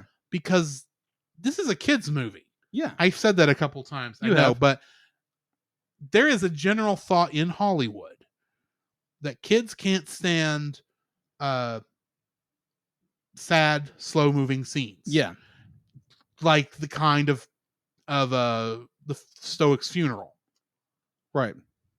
But they didn't shy away from it. They didn't. They went, as far as I understand about how Viking funerals are supposed to go. Yeah. They showed the whole thing. They did. Even actually mentioning a lot of the Norse mythology stuff about afterlife and stuff with Valhalla and all that stuff. So I appreciate they actually did all that. Yeah. And plus, they actually showed the Viking funeral with the ship catching on fire as it went out to sea. Mm-hmm. I appreciate it. Yeah, they did a good job with it. Oh, I completely agree. And you touched on something about Toothless and the way he behaved. Mm-hmm. I loved how in the first one they kind of alluded to this, but in this movie in particular, they bring in more of the dog-like tendencies that they have in Toothless, and a lot of the other more of this, this pack mentality, and how Toothless, he acts like a dog. Yeah. Like from the point where he knows he's done something wrong, so he cowls like a dog. Mm-hmm. But when he's trying to help, he goes over the hand trying to get a reaction to it. Yeah, because you see that in dogs, and it's just very well done. Like, granted, we don't know what did dragons ever exist? Probably not.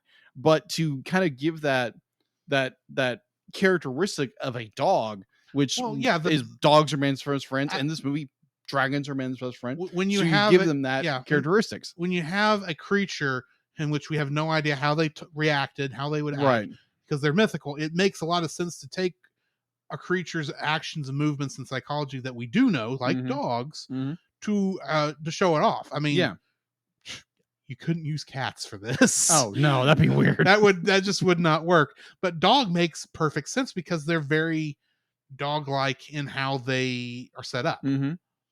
It makes sense. It makes it easier for them to work their way into Burkean society. Yeah, exactly. Which actually makes the third movie all that more sad at the end. True. But we'll get there when we get there. Agreed. But yeah, that was also my third like. I gotcha. So are you ready for dislikes? Yeah. Or do you got more to say? No, this is a very well done movie. All right. Let's jump into our dislikes. My first dislike,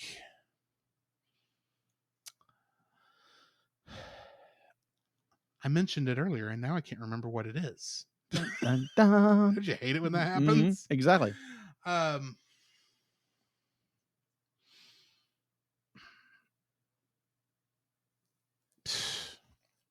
feel like an idiot because I didn't write these down again. It happens. Well, I'll tell you what, while you're thinking about it, I'll go ahead and give your dislike. So there's very early on, I noticed this early on. So when it's primarily when we're talking about Astrid, and nothing against the character Astrid. The character is great. I love the character. There's certain scenes when the lighting, granted, the lighting in this movie is fantastic, but for some reason, when it comes to the character of Astrid, in certain scenes, it looks like it's just flat. Like there's no surface, like the roundness of the face or anything. It just looked like there's no lighting on the figure. It looks like it's a flat figure. And it's just like, that's a little odd. So there again, it's a nitpick, but it's like in certain scenes very early on, apparently they're still adjusting to the new rigging. Yeah. Where it's always a learning curve with this. There's always a learning curve. And it looks like very early on, it's like definitely when you're dealing with Astrid, because they gave so much detail to Hiccup. And it's just like you had like a little light source, but there was no real like curvature to her face. So it looked like it was flat in some scenes. But there again, early on, and there again, it's a nitpick. Did you figure out yours? I thought of one of them, at least. The character of Drago. As our film's villain, they at least do give at least a very quick mention of why he hates dragons. Yeah. In the fact that, he's essentially the anti Hiccup. The anti-Hiccup in some ways, because he lost a limb to them. Not that Hiccup knew this, didn't know his mother was still alive at the time, but this guy had lost his family to them. But the thing is, it's mentioned so quickly and it's glossed over so much after the point where they mentioned it, that he feels like a one-note villain.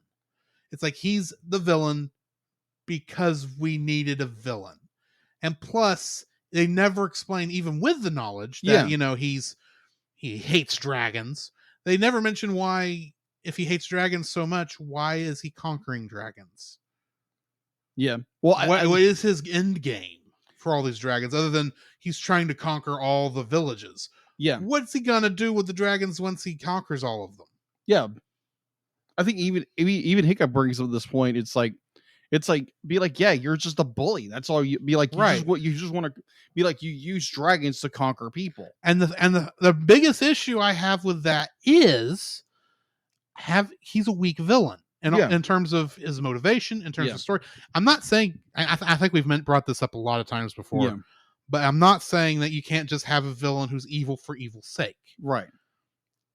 But when you have a character, a villain that you're trying to humanize, but you barely humanize them. Yeah. So they are very watered down, both as a humanized villain and as an evil for evil's sake villain. Right. You weaken the villain overall, which then has the problem that because it raises the issue that a good villain makes their heroes more heroic. The strength of your hero is directly proportional to the strength of your villain. True. So if your villain is weak, it doesn't matter what Hiccup overcame in the first movie. In this movie, Hiccup is relatively weak in comparison. He does a lot of good stuff, but he doesn't have as much to overcome. In the first movie, he had to overcome, the discrimination that the entire village felt against dragons. And he had to bring that and show that, no, these dragons are good, are good. They can help us and all this other stuff. This one, he's saving the dragons because he likes dragons. Yeah. The other guy's conquering dragons to use against other people because that's what villains do. Yeah. And yeah, we've got this little revenge storyline kind of built in there, but we didn't really go into it enough. We don't really feel like we feel like that's more of an excuse more than an actual reason. What he's using as an excuse, a rationalization to do all this, but it's not the reason for doing what he's doing. And they never tell us really why he's doing why the villain's doing what they're doing. And that's just,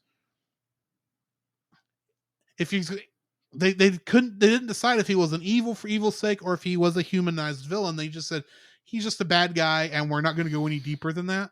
Now, granted, from what I read in the trivia earlier, where he was supposed to be the villain of the third movie, right, and they had to bump him up when they decided that Valka was not going to be the villain of the second movie.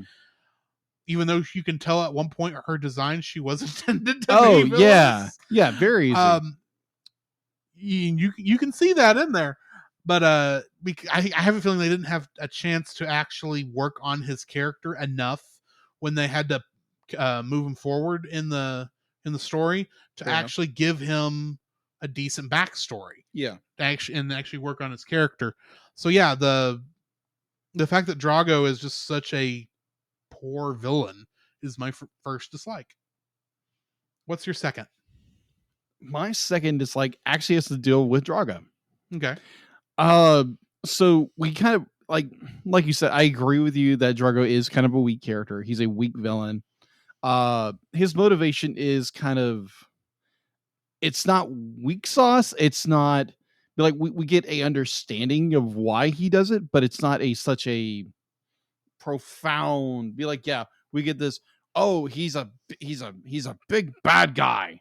That's all he is. But when I need some clarification here. So at the end of the film, do we even see Drago get defeated, or do we simply, the big dragon flies off and does he fly up with him? I don't remember. Yeah, that's the thing. Because I'd have to actually load the video up and watch it again. Yeah, because I'm literally racking my brain trying to remember. Be like, does Drago, does he die? I mean, does he just fly up with his now defeated mount? He's defeated, but I mean, you kind of get the feeling that even the Alpha's not really, big deal anymore. Yeah, he just he just floats off. Yeah. And I honestly, I don't remember, be like, if our listening audience is saying, be like, what exactly happens to Drago at the end of the movie? I don't remember. It's that unimportant to the story. Yeah, apparently. Because you get the thing where, because I mean, even my summary, I don't think said what happened to Drago. Yeah. Let me double check here. Back up to where that is. It just says, okay, defeated, the bewildered beast retreats with Drago on his back. Right. So that's what I thought. He just left. Just like, and I'm sitting there going, is he the villain of the third movie, or is there another villain? Because it's been I've only seen the third movie one time. Yeah. And it's been 4 years. Yeah. I know it's been 4 years because we talked about this when we were reviewing the first movie, which was in season 1, and we're in season 4. Yeah. So the math is easy. Yes. So yeah, I agree with that. I don't even remember if he even comes back up again. Yeah, because like it feels like they're setting up for him to come back. But yeah, because he's not defeated, he hasn't been vanquished, he hasn't been killed or anything. So it's like one of those things that be like, oh, he's been defeated, but he still lives. So he's still an adversary, even though he's been humiliated and his dragon has been defeated. Well, I mean, they did the whole thing where he's sent home with his tail between his legs. Yeah. But the thing is, there's nothing saying he won't come back at a later date. And Yeah, exactly. I honestly don't know if in the hidden world, if he's the bad guy in that one. Mm-hmm. But beside the point, my second dislike. Yeah. Valka. Okay. Valka. This is a problem with how they had to handle their character. Because like I said earlier, yeah, Valka was originally intended to be the villain of the second film, but they changed it to be for her not to be. But there's still a lot of that DNA of her being a villainous character in the show that you never really get the feeling that they never got her back away from perhaps her villainous tendencies. Yeah.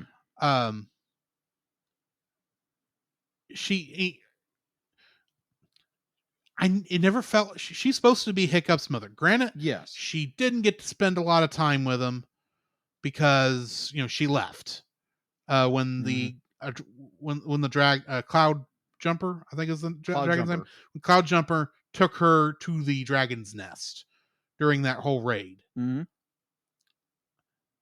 So you never get that feeling. She never. Obviously, she doesn't know how to be motherly, but she doesn't even feel like she's trying to be motherly. She feels like she is still very dedicated to her goal of saving the dragons. Right. But in a lot of ways, as much as I love Cate Blanchett, do not get me wrong. Right. I never really saw any reason for Stoic to even be in love with her. They were in love. You can see that. Yeah. You can see he was in love with her. Right. But I still don't know why. And if you're going to have that much of a love story in there, I need to at least see some vestiges of why he fell in love with her. Yeah. And I don't think we really do. We don't really get to every time we see her in that flashback, when she gets taken, we don't really see her even acting motherly to Hiccup then. So you can see how even then he and his mother may not have had a very good mother-son relationship. But it's hard to tell because we only get to see a minute of that time. Yeah. So it's like, and yeah, she went to save her son when she thought he was about to get eaten. But then saw that, okay, the dragon's not going to eat him. So then why did the dragon break into the house? There's a question. So it's like her character is so much on her one goal that's pretty much her character. Yeah.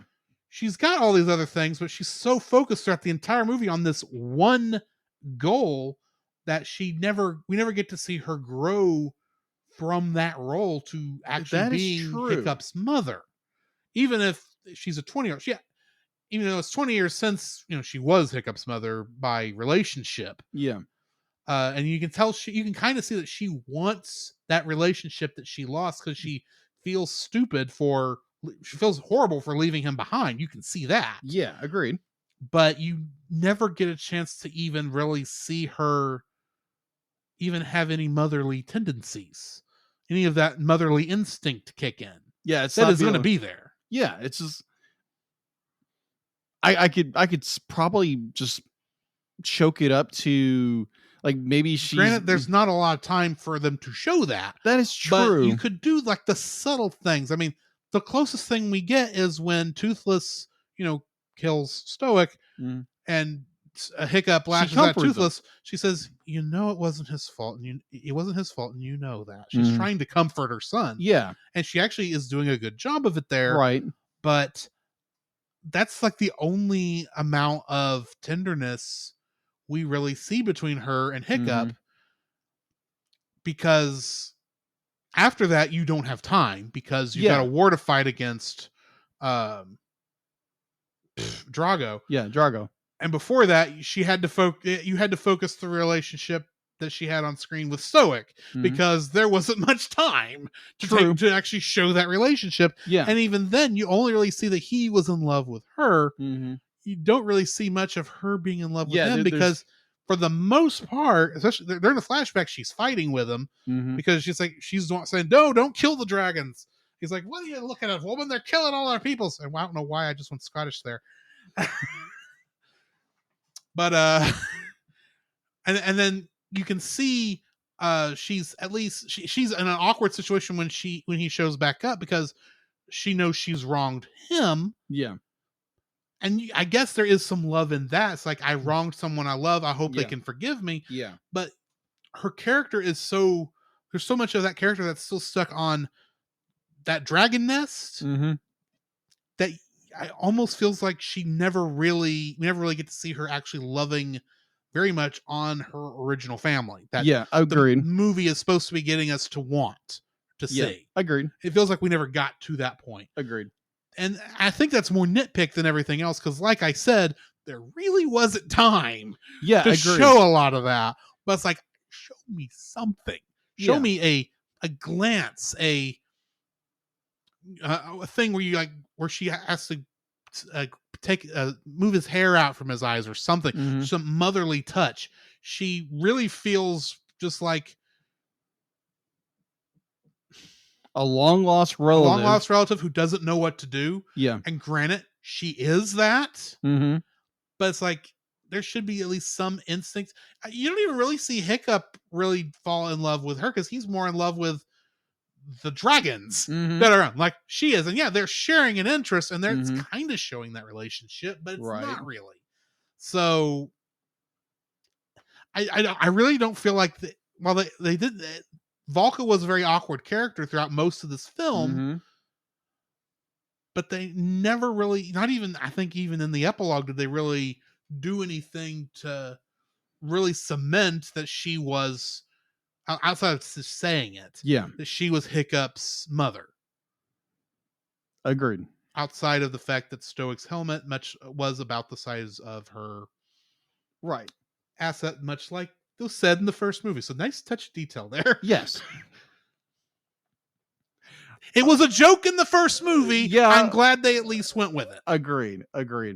So my third dislike is the fact that, having watched all three films, I can't distinguish the second and third films in my head. The only distinguishing factor I have is Toothless has a girlfriend. Yeah. And she's a day fury or a light fury, I think they light call fury. Her. It's like, okay. And then we see their kid dragon at the end, and he's a Holstein cow dragon. He's spotted. He's a Dalmatian. The Dalmatian dragon. Just hopefully they don't have a 101 Dalmatian dragons. But it's just like Cruella de Vil. Yeah, exactly. He's Cruella de Vil in the fourth one. She wants a really nice leather jacket, but still.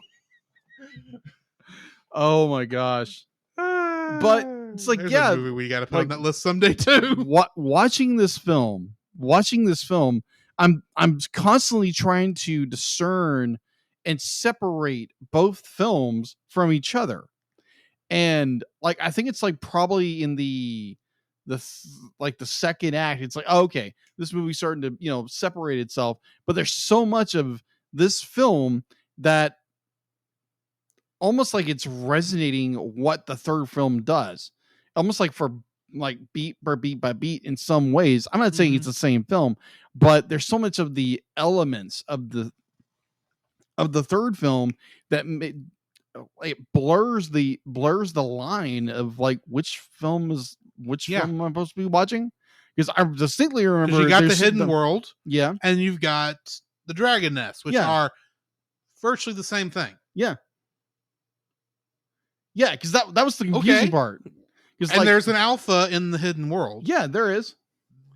That essentially the alpha of the dragon nest at the end of the movie, which is toothless, is going to pay attention to and leave all of Burke for. Now, granted, I understand we'll get more to this when we get to the third movie. Yeah. But I get why at the end of that movie they had to get to a point where dragons were mythological creatures again.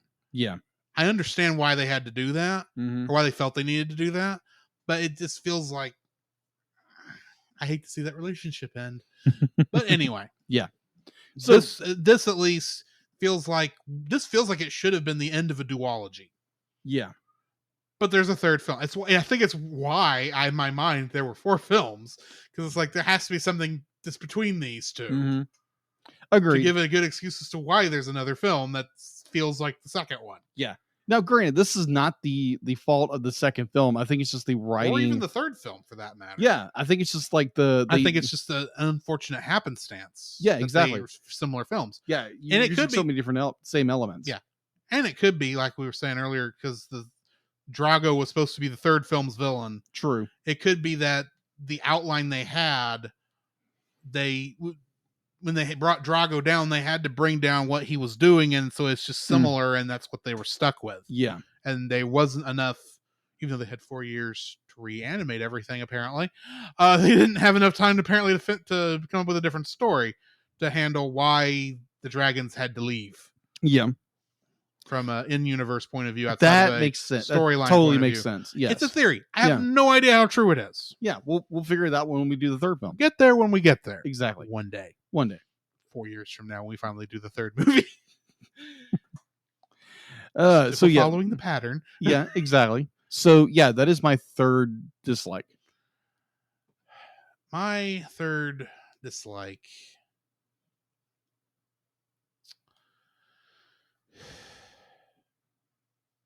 They really didn't point out that Stoic had a dragon at the beginning of this. They make a big to-do about, what was Stoic's dragon's name? Skullcrusher? Skullcrusher. They make a big to-do about, Skullcrusher needed a rider. That's why they gave him to Eret, son of Eret. Yeah. They make a big to-do about that. Yeah. But I'm sitting there going, did he have a dragon before this? Stoic?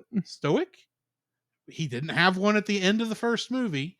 If he got one, it had to have been between the movies. And they never, I don't remember them actually showing him on a dragon until they went into battle at the very end, before he died. I don't remember seeing a dragon for him until that point. Not saying there wasn't one there. I'm just saying because of the way it was shot, most of the scenes where he was perhaps on Skullcrusher might have been cut out for one reason or another. Yeah. Because literally, they don't even show them flying to the nest. Yeah. Him and Craig Ferguson, whose name the character's name I can't think of right now. They don't show him doing that, flying there, because they literally, it's like they just show up. Gobber. They show up to kind of spook. You don't even know they're on the island until they're trying to drag Hiccup away, not knowing that his wife is there. Yeah. So I didn't even realize he had a dragon until, well, like I said, there was a point during that battle where it's like, okay, so he's got a dragon? I didn't know that. And then they make that big to-do about, now Eret's going to have his dragon. It's like, I don't remember Skullcrusher being Stout's dragon. Did I miss that? Maybe. I don't know. I'm not, like I said, it could have just been put on the cutting room floor because every scene involving the dragon up to that point might have just been hampering the flow of the movie. Yeah. I get that, but I don't remember him doing that. Now, I vaguely remembered him having a dragon because I vaguely remembered a commercial on Nickelodeon that I happened to see one time when I happened to be on that channel watching something. I don't remember what, and there was a commercial for the Dragon TV show, Riders of Berk, and I remember it's like, now Stoic has decided now he needs a dragon. I'm like, okay, he had a dragon? Didn't know this. Almost makes it more sense that he wouldn't have a dragon and someone had to carry him. Yeah, I think with this, it's one of those that if you hadn't watched the TV show prior to this, you may not have known. You may not have known. But you can't, as much as I love connected universes between TVs and movies, you have to at least, when you're switching between your major audiences like that, you have to make at least some assumption that some of your audience has not seen that show. Yeah. So you need to actually give us at least a couple shots. Now, granted, there could be shots in this film. Yeah. I don't remember them. Like establishing shots of him on that dragon. Yeah. I don't remember them. I'm not saying you've got to have a scene where he has to somehow convincingly say, yes, we need to get on my dragon, Skull Crusher. I don't know why I'm going Scottish again. Skull Crusher, and fly off to save my boy Hiccup. You don't have to do that. Right. But it's like, I don't remember you had a dragon. I didn't know you had a dragon. Now we're making a big to-do about giving Aaron a dragon. There are thousands of dragons he can have. Why does he need this specific one that we now know has a name and used to be Stouts? Stouts is not the character's name. Stoics. Which, by the way, I will say I did like that line of Valka's. This is, why do you have to be so stoic? That was a great line. Right. But anyway, that's my third dislike. It's like, I just don't remember this character having this one little thing. And it really doesn't matter for the course of the story.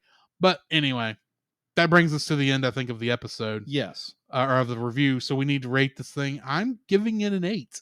Okay. It's a very beautiful movie. The story is good. Mm-hmm.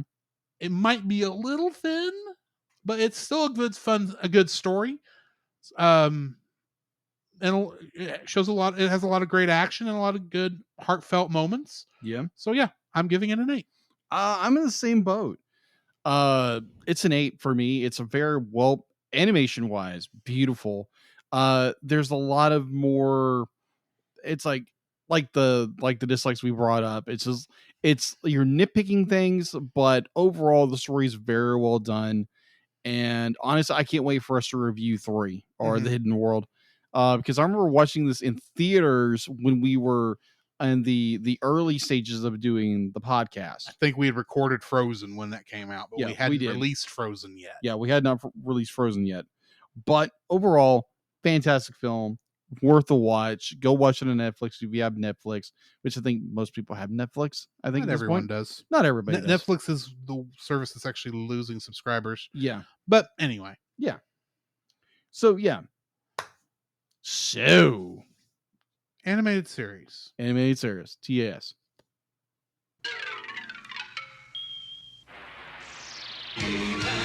And the masters of the universe. Cats are on the move. Cats are loose. DuckTales, woo.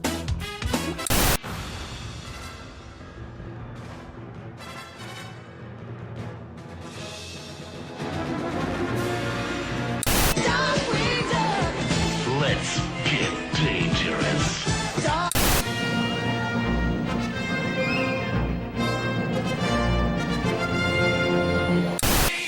Building a rocket or fighting a mummy or climbing up the Eiffel Tower.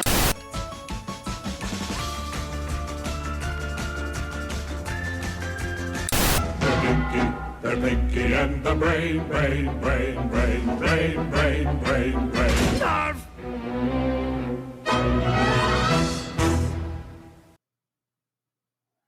We are reviewing Rapunzel's Tangled Adventure Season 2, episode named Rapunzel-Topia. Mm-hmm. Directed by Tom Caulfield and written by Ricky Roxburgh. Guest cast includes Clancy Brown as King Frederick, Julie Bowen as Queen Ariana, Gavin Creel as Matthews, the return of Donna Murphy as Mother Gothel, Yes! Suzanne Blakesley as Old Lady Crowley, Dietrich Bader as Stan the Guard, Sean Hayes as Pete the Guard, Alan Dale as the Vicar, and Jennifer Veal as Whispered Voice.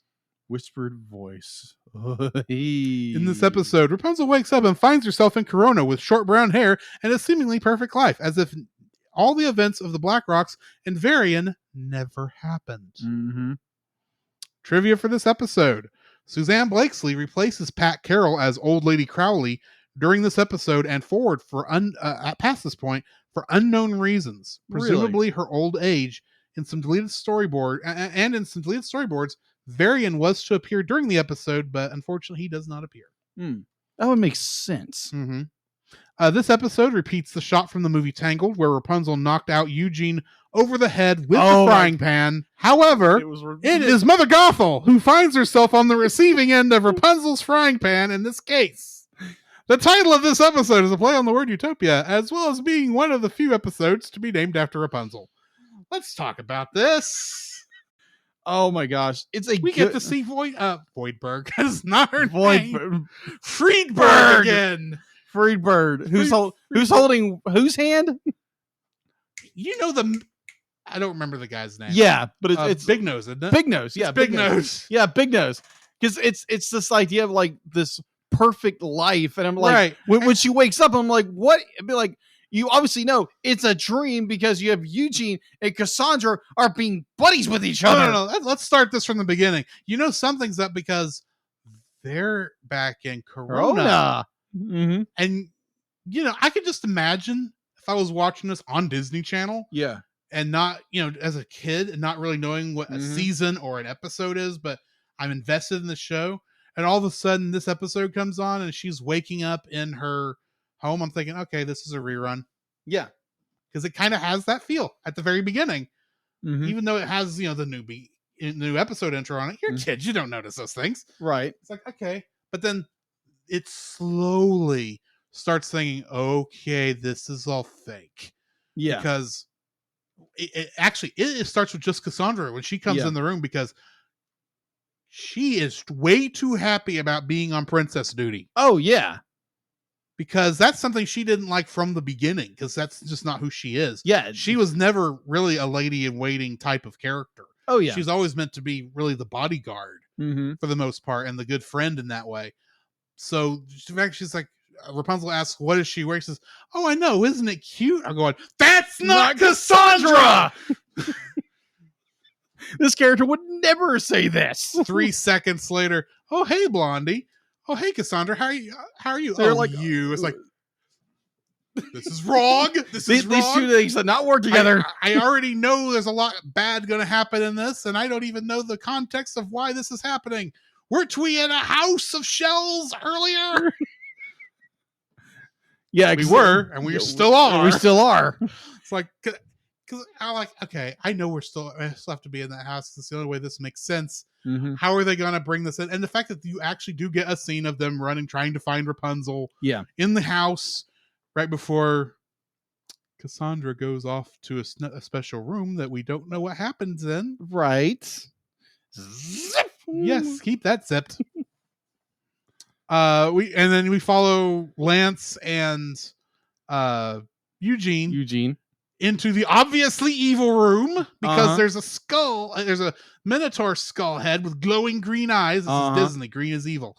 Exactly. Especially lime neon green is evil. You know this. It's been that way since Snow White. Yes. So you're going into the evil room and you see Rapunzel is being covered in these vines. And you see Matthews. Who's not Matthews. I don't remember what he said his name was. And then he actually mentions fully that he serves Zantiri. It's like, he kind of said that at the end of the last one too. But it's like, okay, all cards are on the table now. Okay, how do we save Rapunzel? Oh, you can't save Rapunzel. She has to save herself. And why would she? And to do that, she has to willingly wake up for her dream, but why would she leave a perfect life? And it's like, oh, this is going to be interesting. And we go, most of the rest of the episode does take place, back in Rapunzel-Topia, we'll say.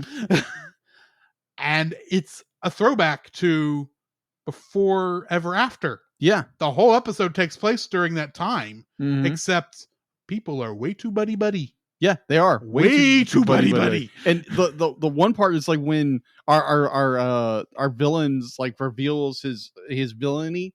It's like, oh, it'd be like if you don't want to stay in your perfect world, welcome to your nightmare. Well, that whole transition where it's Eugene and he's being all Flynn Rider-ish, like he always is.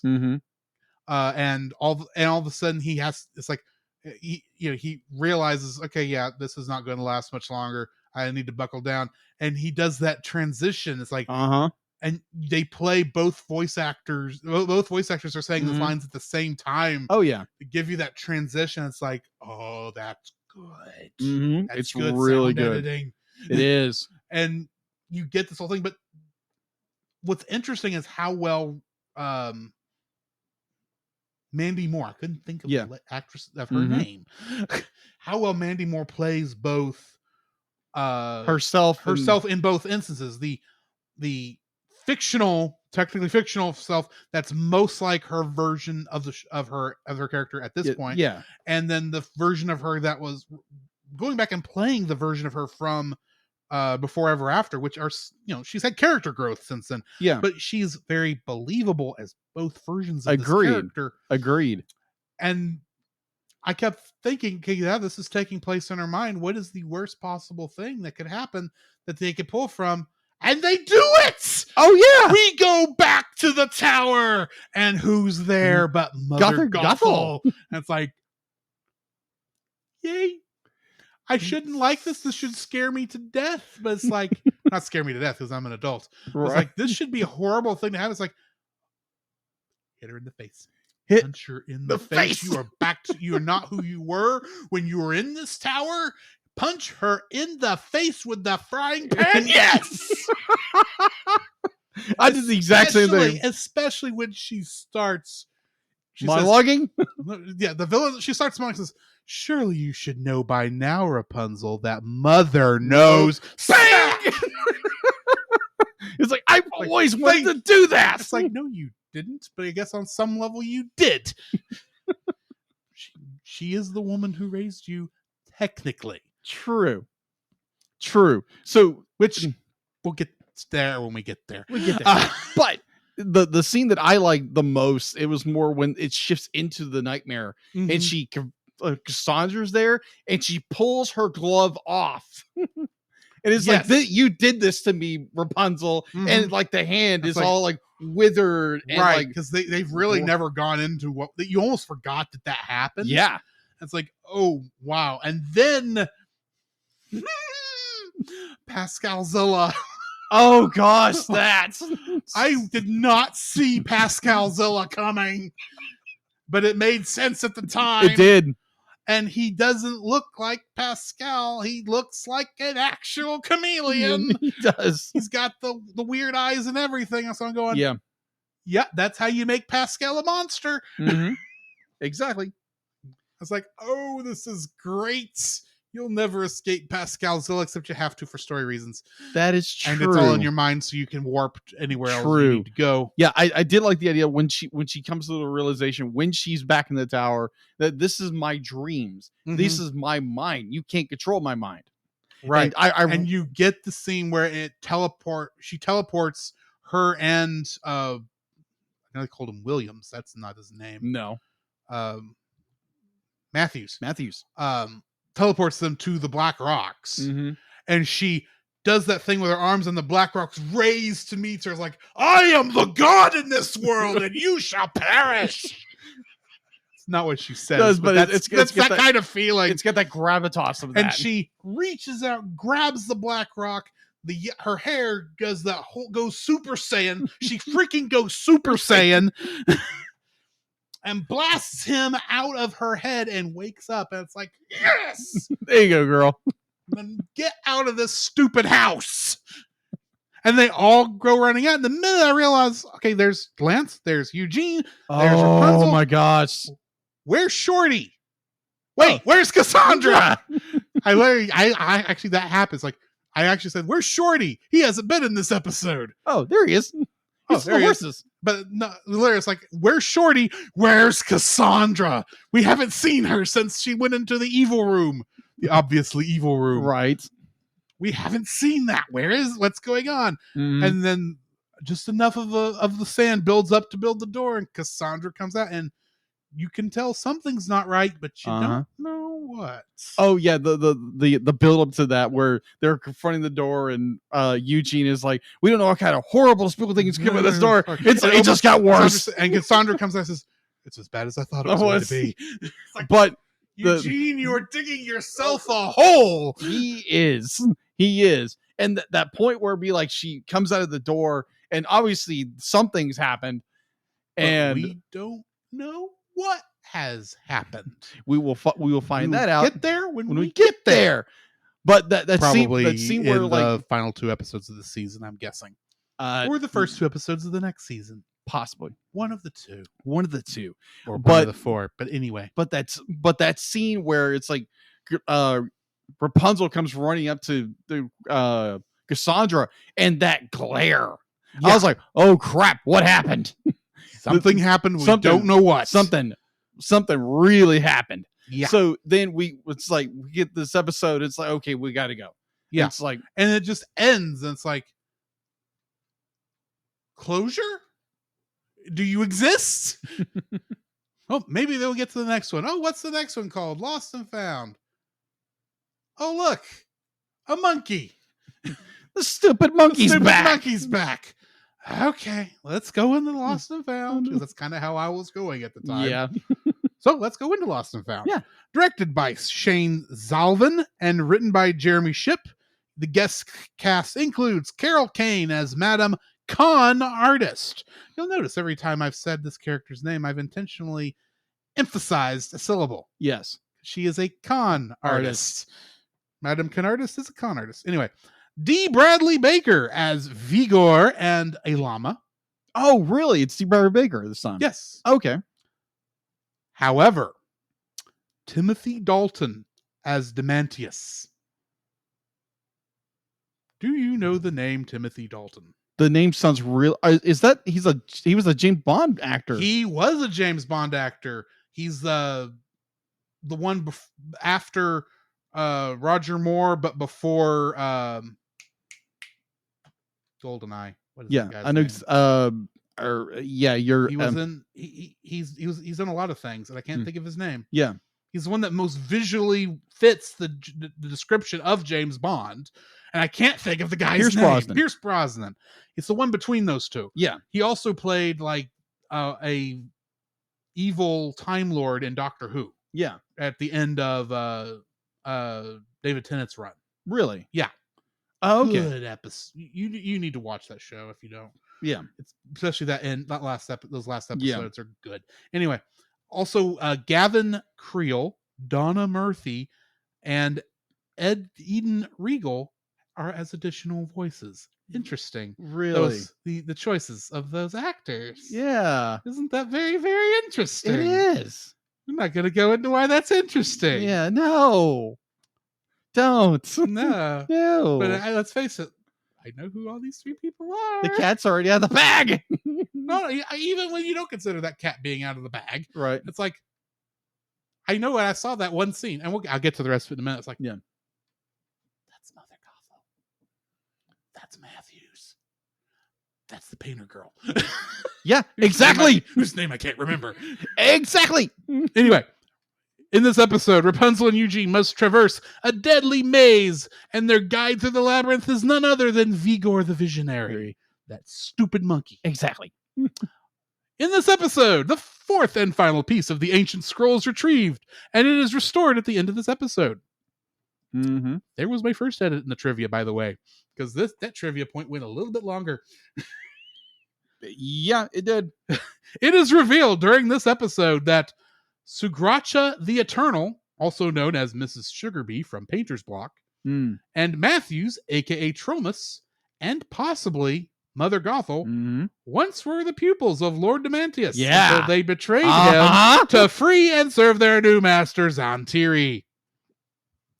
Yes! Rapunzel mentioned the Demantius device that stopped the blizzard during the episode Queen for a Day, which released Mrs. Sugarbee, aka Sugracha the Eternal. It is the third time Rapunzel unleashes the protective shield from her hair following the episodes What the Hair and The Quest for Varian. This is the second episode of the series that Rapunzel, Eugene, Madame Cunartist, and Vigor are inside the fortune-telling wagon after Vigor the Visionary.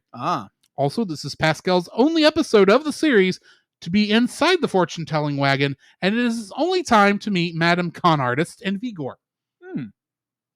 No one else ever gets to meet these guys. No, they don't. Rapunzel granted Eugene a birthday at the beginning of the episode, True, where she gave him a makeshift cupcake and told him not to eat it. Yeah. Because that would kill him. Yeah. Rapunzel and Eugene do not wear their new outfits in this episode. The bronze graphic, Adira's Blackrock sword, and the spire make a cameo during this episode. Really? Cassandra appears only at the beginning and end of the episode, but doesn't have dialogue like during the episode Max's Enemy. And as I said earlier, it is implied that one of Lord Demantius' 3 pupils, who had ultimately double-crossed him to serve Zantiri, was Mother Gothel herself. Yeah, over 1,000 years ago. Makes sense considering how much she knew about the sun drop. Exactly. And I'd like to say one of the great things about this episode is how, we've mentioned Mother Gothel and Matthews and Painter Girl, whose name I'll never remember after I'm not reading it off of a screen. Right. We mentioned how they are they might be these characters. Oh yeah. But they do a good job of masking who these people are throughout this entire episode. You kind of know. Oh yeah. Because you do. Yeah. But they do a good job of masking and finally giving us some story. To actually bite into. It's like, here's what's been going on this whole time. And I enjoy this for this episode. The fact that I assumed for some reason Vigor the Visionary was a bad guy. Yeah. Okay. I thought somehow he was under the control of Zantiri. Almost since the first time I saw him. That makes sense. The other 2 episodes that he is in, it always ends with Vigor staring Eugene down in a way that is unlike his appearance throughout the rest of those episodes. Right. Now, I get the feeling, based on some things I was spoiled on earlier this year, accidentally, that there might be a different reason for that than I initially thought. Right. But we will get there when we get there. The fact that while I still hate the character of Vigor the Visionary with a passion, the fact that they actually use him here in a good way, where it's like, I kind of do want to see you survive this, and maybe they'll find a way with Rapunzel's magic hair to, free you from this monkey trap dungeon or life you've given yourself to. But I'm also kind of makes sense. Like, no, this is the decision you made to hide yourself, and that's what you're stuck with. But at the same time, you really do kind of get the feel by the end of this episode that maybe he's not all gone. Like, maybe he could come back. Possibly. But I'm still curious about the character of Madame Cunartist. For one thing, we've mentioned that her name is a pun. I've pointed it out many times that her name is literally Madame Con Artist. That name is almost too punny to be real. True. To be her actual name in any way, shape, or form. So I wonder if maybe there's more to her than they've shown so far. I don't know if she shows back up. I don't know if Vigor shows back up. I assume in flashbacks we'll at least get to see more of Demantius, but I don't know this for certain. Possibly. But yeah, I this finally is starting to lay story groundwork that I have been wanting since season 1. Because both the first season and the second season did this thing where they had a episode dead center middle of the season that finally did something with what was going on. In the case of the first season, it was Queen for a Day, where it was a 2-part episode where we found out about actually it was the first time we actually heard the name Xantiri or what's his name? Demantius. So that launched story, and then they had a couple episodes peppered out through the rest of season 1, like Painter's Block and a couple of others that kind of was like pushing us towards, okay, here's some story. And then we got to season 2, and we get a little bit of stuff with the Blackrocks with Adira. And then for the most part, we've been kind of playing around for most of the second season until we got to Rapunzel and the Great Tree, 2-part episode, right at the end, right at at the end of the hiatus. Yeah. And there's a couple, and once again, there's a couple episodes here as we're nearing the end of the season where we're actually pushing the story forward again. I'm afraid this pattern is going to continue into season 3, where we'll get a couple of episodes at the beginning where there's story that's the part of the main story, and then we'll get about 5 or 6, maybe 7 episodes in a row where we're playing around again, just in different circumstances. We'll get another 2-part episode that will bring the story back into focus. We'll have 1 or 2 little, piddling things, and then they'll just throw like the rest of the story in at the very end. Possibly. I'm afraid that's the pattern. And a part of me is like, I understand having character specific filler episodes. Yeah. I'm fine with that. But you still need to, okay. For instance, Freebird. Okay. Those are just 2 random people out in the forest, isn't it? Yeah, pretty much. They have nothing to do with the story other than getting the characters to hang out together as birds. Yeah, pretty much. How much better would that have been if these were some of Xantiri's followers also? Maybe not direct followers, maybe following under Matthews. Yeah. Because you could have... Agree. That makes sense. You could have had Painter Lady be the villain for season 1. Yeah. And had her everyone working under her that was kind of getting it to this point. Yeah. And then maybe end have her episode where it is. Yeah. And then that will lead you towards Varian, because obviously Varian is going to be a major player going forward, even though we haven't seen him much this season because we haven't been in Corona. Right. He's still in jail. Second season, you could have Matthews be your main villain, and everything's leading to Matthews. Maybe what's his name from Rapunzel and the Great Tree? That bad guy. Yeah, he could have been working for her. The bird couple, they could have been working for him. Yeah, because admittedly, some of that magic feels like the magic from that point. It does. You could even have the Baron and Stallion, maybe not directly working for him, but working kind of have a connection back to him. Yeah, I agree. Have all of this combined into one story where it feels like this same group is attacking you every time you get a chance to go. But that's not what's happened. Yeah. What happened is, they've gone on journeys and most of them have been disconnected from each other, but that's all slowly moving towards the Black Rocks. And let's face it, there was a time where we were stuck on an island with no rocks on it, and we did nothing while we were there. True. In reality. Right. There was nice little couple character things, but one of the big character stories from that arc is completely gone now that one of the characters is gone from the show completely now. With Hookfoot. Yeah. And he's never showing back up anymore. Yeah. So it's like, that almost feels like a wasted episode because now Hookfoot's not part of the story.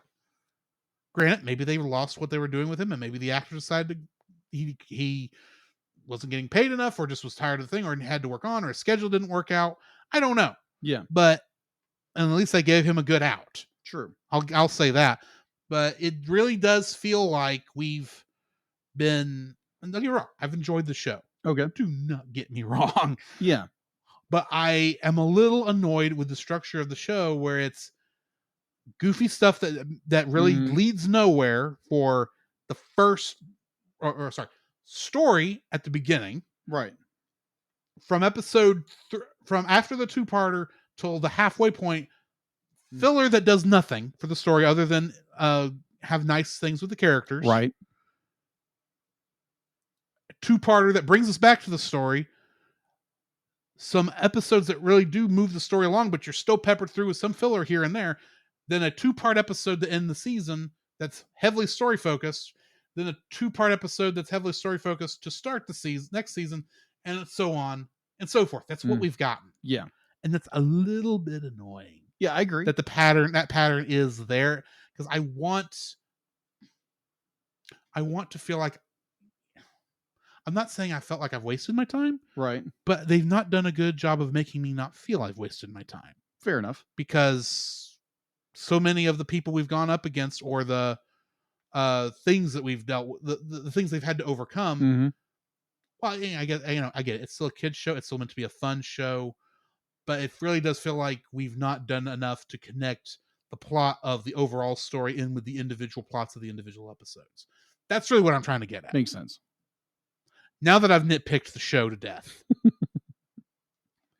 All right, your turn. Okay, so we've already gone over like the chunk of this episode, yes, and what it implies. The fact that Mother Gothel is implied to be implied is such a nice word for what they did. Yeah, it's not really implied. It's like gee, these 3 characters in silhouette look awfully familiar, and it's interesting that they're voiced by the people who voiced them before. True. Who voiced these other characters. Isn't that interesting? Yes. So going to the very end of our episode, going to the very end of the episode, where Vigor gives Eugene the little pearl on his head. Yes, we do need to talk about that. And you get the note, in which the note reads says, this: at the end of Rapunzel's journey, one of her friends will betray her. Yeah, one of her parties shall turn against her. And they kind of linger on each person. I mean, Pascal doesn't make a whole lot of sense, but they kind of linger on each person. Like, gee, I wonder who is going to betray her. Why are we staying on Cassandra a little bit longer than everybody else? Why did the music change when it was her turn? Right. Oh, I know. It's the female horse that's going to betray Rapunzel. Oh, yeah. That's who it is. Yeah, of course. That's the traitor. Of course. The horse whose name I'll never remember. Because she has nothing to do with the story. She's there because it wouldn't make sense to have Max pull the caravan by himself. True. He needs a partner in crime. That is so true. And poor Max has had so very little to do this season besides pull that caravan. He's had one episode. True. Poor That's Max. all he had. True. He didn't even get to do anything fun in the rest of the episodes outside of, going after the happiness totem at one point, like everybody else was doing that episode. True. Anyway, sorry. Yeah, just like that whole thing. It's like, it has like Eugene, like, oh my gosh, who's going to betray me? Like, and they kind of imply it could be Cassandra. It could be heavily implied. Heavily implied. It's like, gee. Okay, I'm going to touch on this. I've brought this up before, but I'm going to touch on this. Okay. We know one person from this group is going to betray Rapunzel. Yes, we do. We know, I've said from episode 1, from Rapunzel's, from Before Ever After. Yeah. That I had a theory that Cassandra was the biological daughter of Mother Gothel. Right. Why did I say that? Well, she looks like her. Yeah. So why wouldn't the character who looks like the villain from the movie, that they visually focus the camera on for longer than they did everybody else, right, and have the music get that sour tone to it? It's like, da, da, da, kind of a thing. Yeah. It's like, Boy, you people are not subtle. Y'all don't even know what subtle means. I thought y'all were not being subtle when you showed the silhouettes of these 3 obvious characters we've seen before. Even though one of them was so old, I didn't remember who her name was and had to look up her name and still can't remember it now, even though I've said her name 3 times. I just know her as Painter Lady.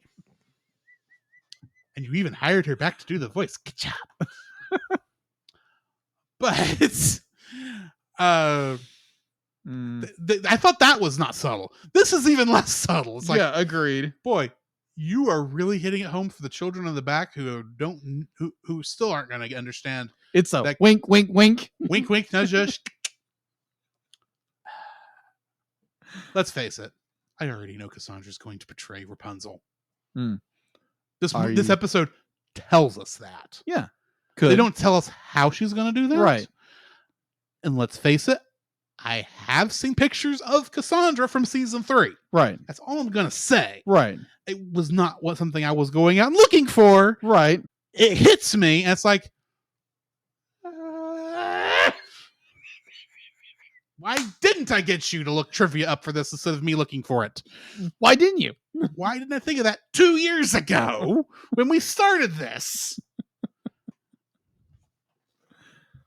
But anyways. So I think that brings us to the end of the episode. I think so. So yeah, next time we are reviewing the 2-part episode Destinies Collide. Destinies Collide. 1 and 2. Yes, we will be reviewing that next week. So join us then as we finish season 2, 2 years after we started this show. We started covering Rapunzel's Tangled Adventure. Right. I am looking forward to seeing where this goes because it feels like the show is just now finally getting really good. And I'm just afraid it's about to trip over itself and we'll be back down in the filler episodes again. But anyway, we'll see. We'll get there when we get there. So join us next time for that. In the meantime, this has been Drew. This is Jacob. And we'll catch you in the next frame.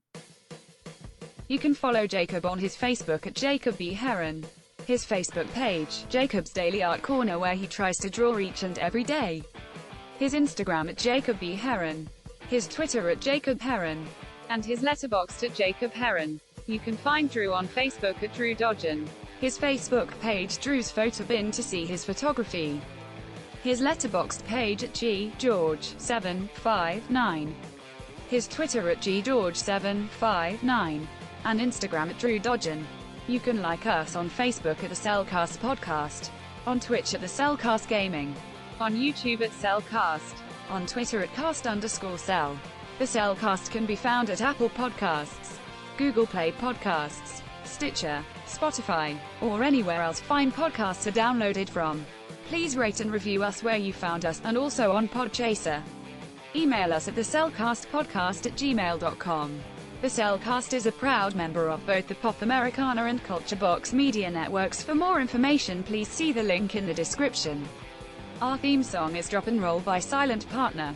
And remember, that's Cell with a single L.